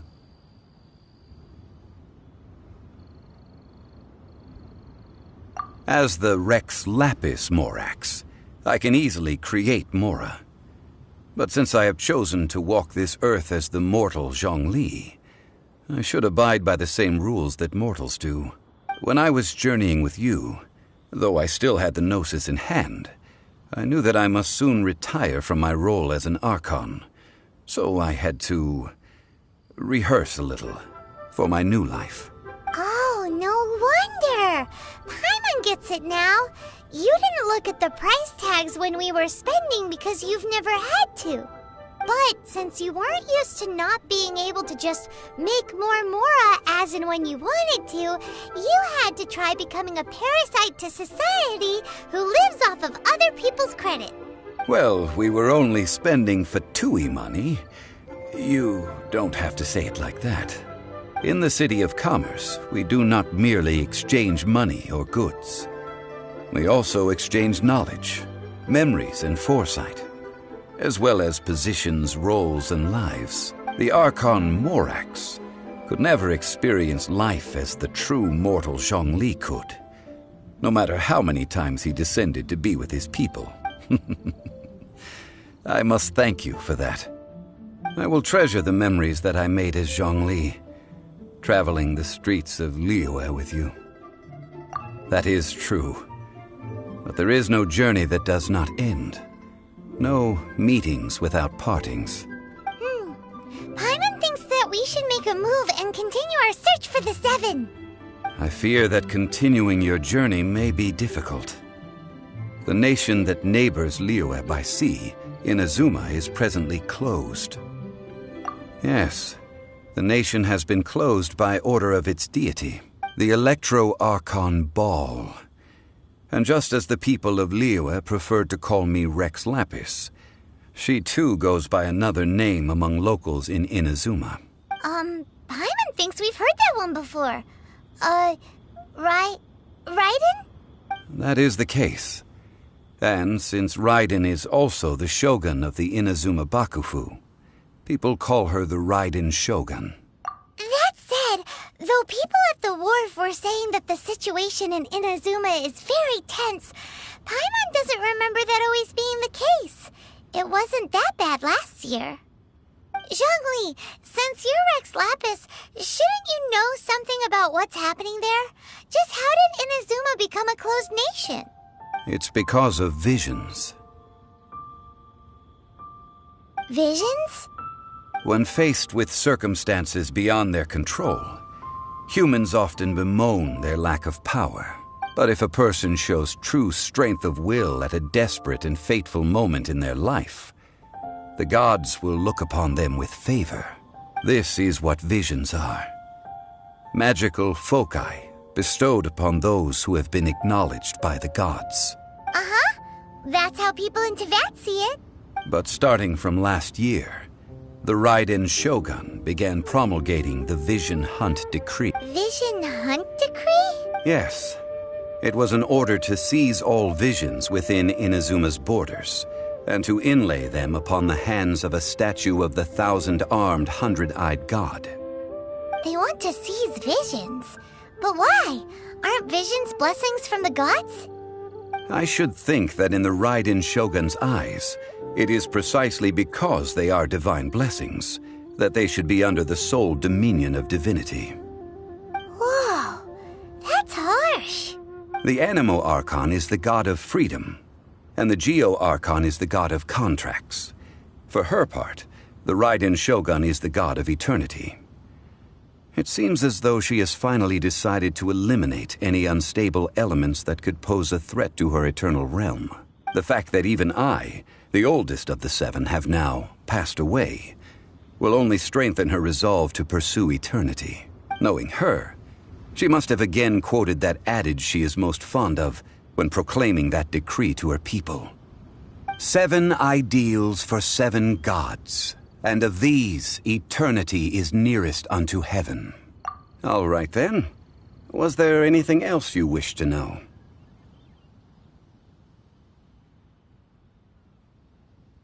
Well then, I suppose you'll have to find a way to get inside this closed nation. Have patience. I suspect that some serendipity must first come into play.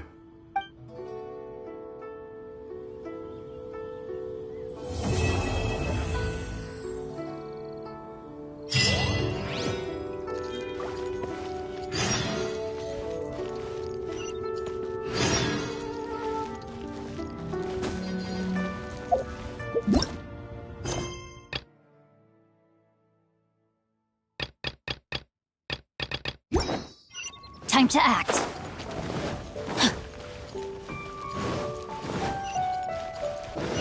Body and mind. What if Master finds out?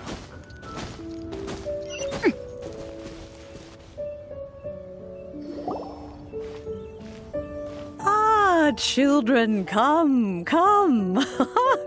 You've arrived at just the right moment. I've been looking for you.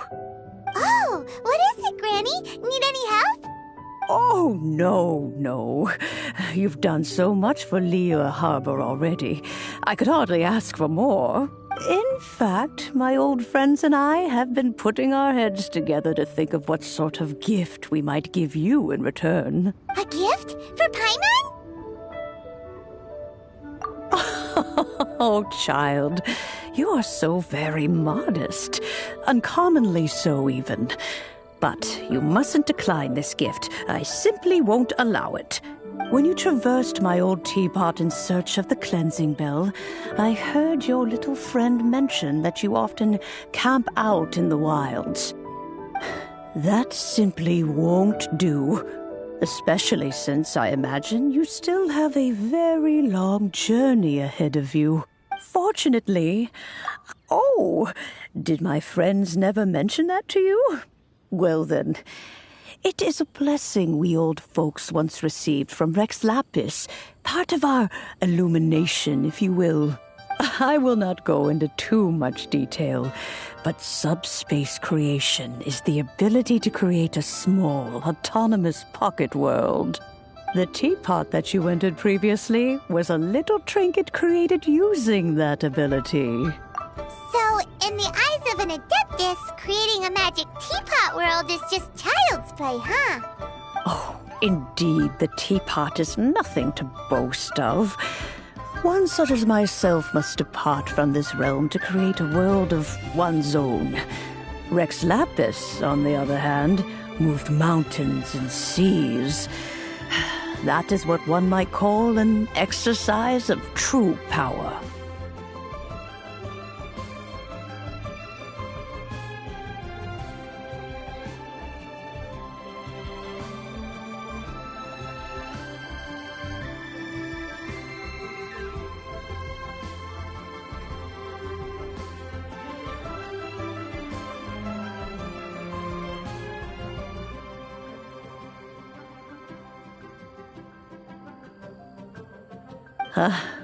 But that's enough nostalgia for now. The gift that I have prepared for you just requires a few final materials to add the finishing touch. That's right! Finding stuff's what we're good at, after all. Oh, settle down now, children. There's no need for you to go running hither and thither. I have already found a fleet-footed youngster to prepare what I need. What's more, I doubt that you would know how to find the materials I am searching for. Some of them are very rare indeed these days. Well, for starters, I require some shimmer soil from the banks of Liyue Marsh. Back in the day, it could only be found where the glaze lilies thrived most profusely. You would have to dig downward, following the roots of the glaze lilies, and if you were lucky enough, you just might find a small patch of shimmer soil there. But almost no one has been able to find shimmer soil in this manner since Liyue Marsh came to be the way it is today. Even more difficult to find is smaragdus jadeite, which must be chiseled from the rock of the chasm. Or so it used to be. Ever since the Blackcliff Forge opened for business, they've slowly but surely stripped the mines all but completely bare of it. In any case, smaragdus jadeite is an adepti treasure, and the adeptal power within is not something that most humans can withstand. Extended contact with it is, in fact, harmful to humans. Goodness knows if that child will succeed in finding these items. Well, since you're an Adeptus, Granny, the person you asked for help, they must be an Adeptus too, right? Yes. I suppose she does count as an Adeptus. She counts? How come there are so many Adepti in Liyue Harbor? We seem to bump into them all the time. It feels like even when you go out to eat, you could be sitting next to an Adeptus and never even know it. Oh, maybe so. Who can say? A fair few of my old friends are rather fond of mundane mortal life, after all. I'm back, Granny. Oh, I don't believe we've met. Allow me to do the honors. This child here is Yanfei. She's the one helping run some errands for me. Yanfei, I believe you've already heard of the Traveler and her traveling companion. Of course, who hasn't? Much has been written about you in the Millilith's records. You became one of Liyue's most wanted after the Millilith marked you as a suspect following the incident at the Rite of Dissension. After which, you fought off the Millilith at Julian Karst and made contact with the Fatui, before finally defeating an ancient god together with Granny and her associates, and subsequently being cleared of any and all suspicion by the Chiseng. What a shame. A shame that we didn't meet sooner. If we had, well, I can't say that I would have been able to clear you of suspicion immediately, but it certainly would have been less, embarrassing for you. Allow me to introduce myself once more. I'm Yanfei, a legal advisor. Got a legal problem? You can come right to me. Oh, yes, here's my business card. You'll find it has my contact details and office address. Keep it handy. If you have an urgent issue, just leave me a note at this address. Oh, and I almost forgot to mention, I offer a very generous discount for first-time customers. All right, Yanfei, all right. Let's get to the business at hand. You'll have to excuse Yanfei. She's always been like this, ever the talkative one when it comes to her own affairs. Paimon was gonna ask the same question. You seem really different from the ones we've met before. An Adeptus? I guess. Kinda. My old man said he was one anyway. He mentioned that he once campaigned with Rex Lapis for a long old time, and then after that was all over, he went back and married my mom.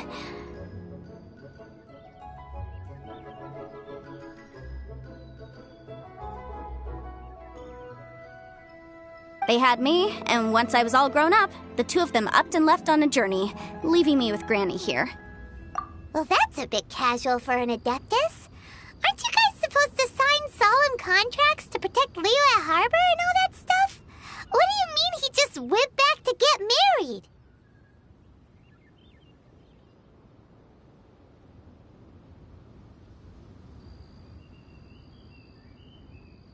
Well, my dad did say that he'd talked it through with Rex Lapis, and that he was fine with it. Even contributed towards the wedding gift, apparently. Anyway, let's not dwell on that too much. So, Granny, I've gotten a hold of most of the stuff you asked for, except for Smaragdus Jadeite. I couldn't find any at all. The chasm's been sealed off, and there's just no way in. Couldn't secure any documentation either. Looks like the Ministry of Civil Affairs is serious about keeping it strictly locked down.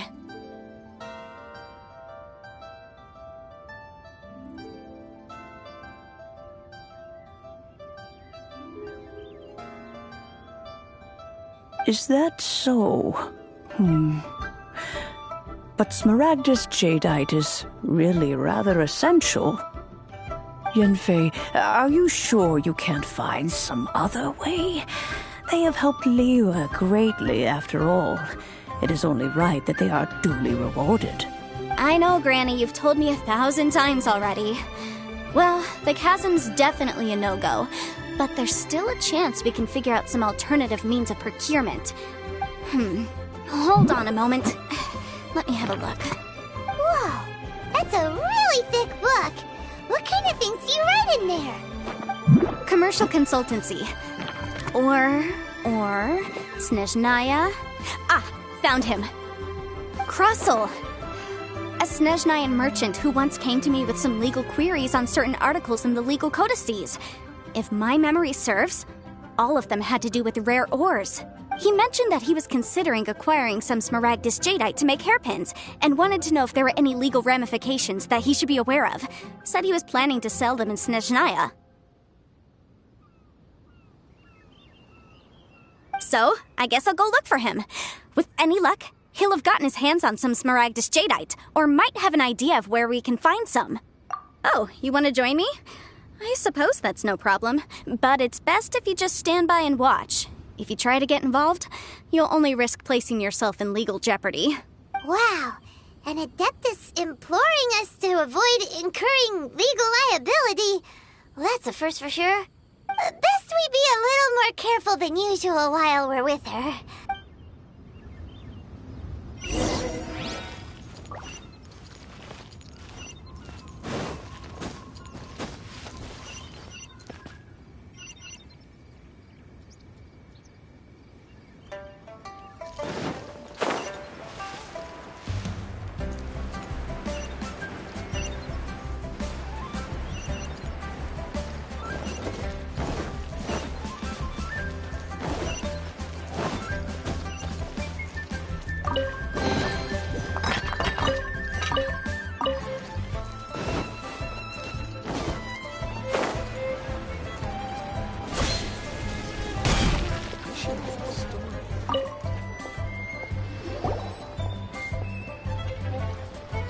Mr. Krusel. How's business been? Oh, good. Very good. All thanks to your advice, Miss Yanfei. What brings you here today? You're too kind. I was simply doing my job. Now, I believe that the last time we met, you mentioned that you were looking to source some Smaragdus Jadeite to make hairpins. Have there been any further developments on this front? Well, yes. As a matter of fact, in the end I did acquire a small piece of Smaragdus Jadeite and had it fashioned into a pair of hairpins. Miss Yanfei, might I presume that you have an interest in the hairpins? I must apologize, I've already rented them out to a lady named Zhi. If you'd like to inspect them, you may have to wait quite some time. Wait, isn't Smaragdus Jadeite really rare? Aren't you worried about the hairpins getting damaged or lost while they're being rented out? No, I'm not worried in the slightest, because I signed a contract with Miss Zhi Qiao before renting them to her. The contract makes it quite clear that if she loses or damages the item in question, she must compensate me for its full original value. In return, I included a clause that guarantees the Smaragdus jadeite is genuine, with a penalty. Guaranteed genuine, with 10 times the value payable if this claim is shown to be false. Yes, these terms are very clear indeed. Of course. This way, both the client and I have the assurance we need. To ensure fairness, each of us has retained an original copy of the contract. In that case, might you know where Miss Zhi Qiao lives? We'd like to pay her a visit and have a look at the hairpins. Oh, of course. She wrote her address down when we signed our contract. Here, I'll mark it on your map for you. Thanks a lot, Mr. Crossell. We'll be off now.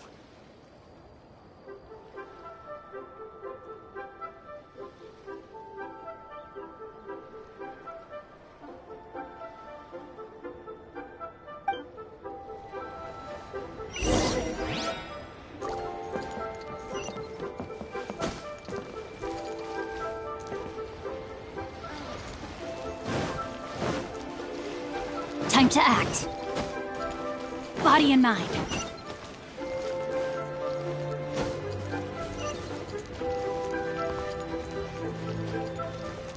Liyue Pavilion. Best seafood in town.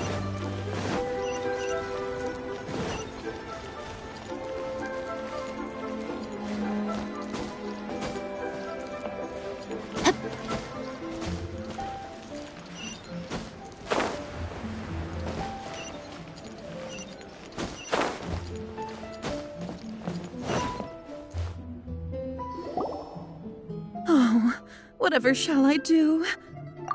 Yes, that's me. Is there something I can help you with? How do you do, Miss Zhi Qiao? We understand from Mr. Crossell that you recently rented a pair of hairpins from him. My associates and I are very interested in them. Would you mind letting us take a look at them? The hairpins? I can't lend them to you right now. I've lost them. I don't know how it could have happened. I always kept them right by my side, and I hadn't even worn them yet. I spent so much money on them. If I have to pay their original value, there's no way I could come up with that amount of money on such short notice. My family is in the ore business too, but business has been suffering ever since the chasm was sealed off. We now have a backlog of paid-up orders just sitting around, so we've been having to purchase some stock from other ore merchants to complete them. A big banquet is coming up in a few days, and several ore merchants I know of will be there. I need this opportunity to mingle and discuss prices. That's what the hairpins were for, to keep up appearances. I can't have them looking down on me, but now that I've lost the hairpins, what will I do? Why does Paimon have a sudden strong sense of deja vu? Would you really? I sent a commission to the Adventurers Guild, but I haven't heard anything back from them yet. Hold on. Don't run off looking for the hairpins just yet. Miss Zhi Qiao, would you let me have a look at the rental contract you signed? Huh? Well, I mean, sure, I have it right here. Here you are. Let me see. That's right! Yanfei said she's a legal advisor, didn't she? Maybe she can help Zhi Qiao somehow. True, though surely there must be a win-win solution. Right. I finished reading the contract. The terms are very clear, and they do indeed stipulate that you must pay Mr. Crossell the original value of the hairpins as compensation for the loss. Furthermore, the contract also expressly states that the amount of compensation must take current market prices into account. And given the rarity of Smaragdus jadeite, I fear that the final amount of compensation may end up being significantly higher as a result. Even higher? Oh, no. Uh-oh. Zhi Qiao looks like she's about to faint. However, all of this is assuming that it is indeed genuine Smaragdus jadeite that was inlaid into the hairpins. Did you really have to pause before saying that part? Anyway, the hairpins are lost, so how exactly would we be able to find out if the jadeite is genuine or not? Whichever way you look at it, we've got to start by finding those hairpins. Except that if we found the hairpins, there'd no longer be any need to check whether the jadeite is genuine, would there? Seems right. Please. Please, Don't trouble yourselves over this. The fact is, I lost the item, and I should pay compensation per the contract. However much it is, I will have to pay it. My family are merchants, after all. It's vital that we keep our word and respect our contracts. Now that it's come to this, I really shouldn't keep Crossell in the dark any longer. I'll go and inform him of the issue, and then negotiate the amount of compensation. Yes, legally speaking, it seems this is the most sensible course of action. But before that, I have some questions about the hairpins. So hold on a moment, Mr. Chow. When you first touched the hairpins, what did you feel? What did I feel? Well, I remember that the gemstones set into the pins were perfectly smooth to the touch, like the finest quality jade. My family has seen much jade pass through its hands in the past, so I am quite certain of my judgment in this matter. Smooth to the touch. Finest quality jade. No, it's nothing. I just need to re-examine a few things. Let's head over to Mr. Crossell's.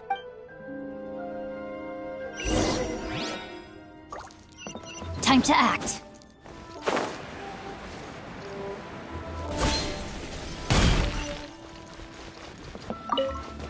I should open a store here. Ah, Miss Yanfei, you've returned. With Miss Jiqiao in tow, too, I see. How are the hairpins? I trust you're quite satisfied with them? About that.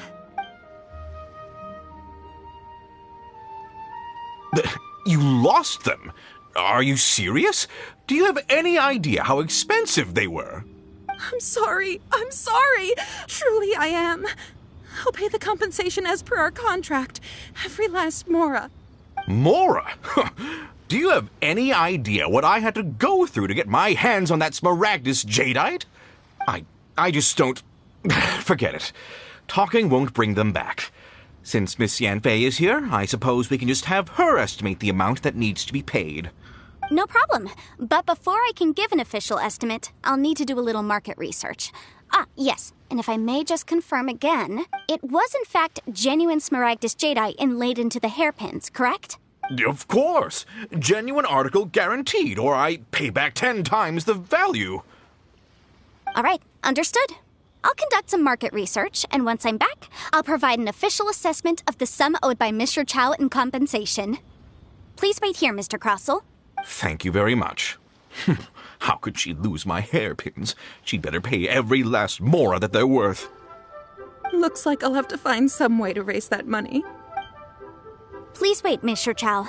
I have something to discuss with you. It's not convenient to speak here, so let's find somewhere that we can sit and talk in more detail. You can't beat the atmosphere here at Big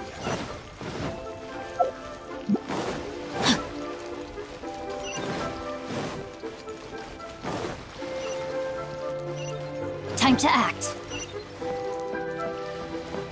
Body and mind.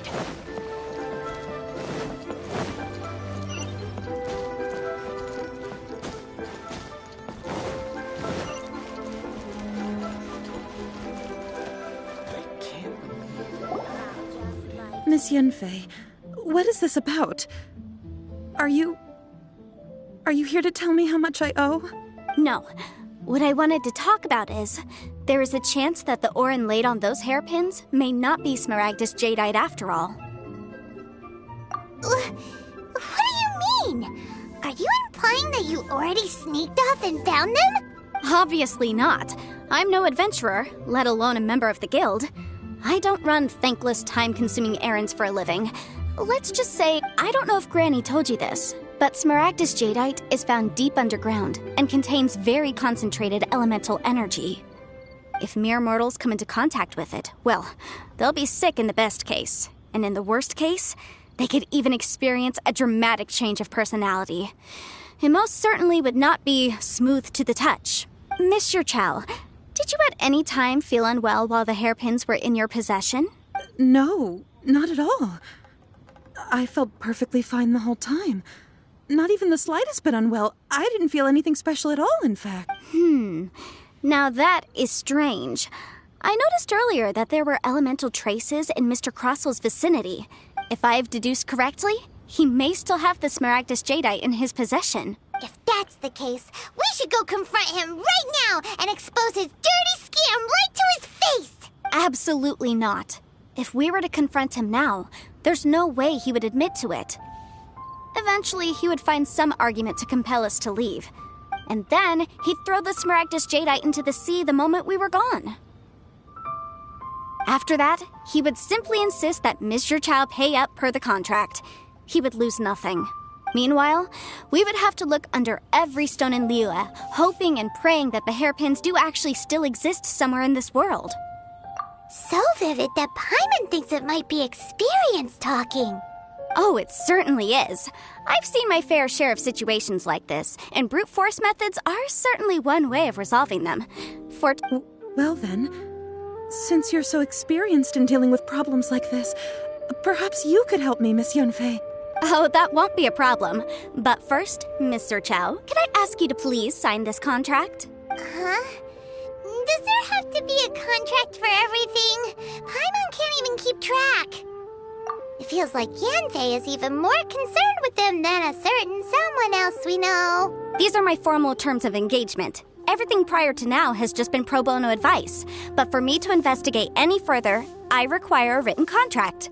Any work commissioned but not bound by a contract cannot be relied upon. I understand. Then I will be glad to place this matter into your capable hands if you will take it, Miss Yunfei. No problem. Just sign here, and I'll sign too. Okay. Now write your address here, and then sign on this page as well. And I'll also need your signatures on pages 5, 7, and on the very last page. Finally, if you could just use this ink pad to make a handprint over here. This contract has so many pages. Paimon's all out of brain juice again. All right, that should do it. My fees are the same as always, and they're written in the contract. I've had a read through. Everything checks out. Well then, here's your copy of the contract. I will retain the other copy. Not for now, no. Despite how intractable this problem might sound, it will actually be quite straightforward to resolve, once we've got some things squared away. I don't believe you have been part of an investigation like this before, in which case, hopefully this should be quite the experience. Miss Yunfei, I have to ask, why are you helping me? Because, as it happens, I'm currently trying to acquire some Smaragdus Jadeite myself. I noticed strong traces of geo-energy around Mr. Crossel, so perhaps he has, in fact, secured some. Whether he actually made it into an item of jewelry or not is a separate matter, but either way, it's a lead. As long as we follow it, who knows? We might just be able to get our hands on some Smaragdus Jadeite. Also, the idea of someone abusing the law to their advantage, I won't stand for it. But again, let's not dwell on this. Let's go to... where can we find someone who processes ore? I've got it! Let's pay a visit to Chateau, the boss of the Jade Mystery. He's a professional when it comes to working with stone and ore.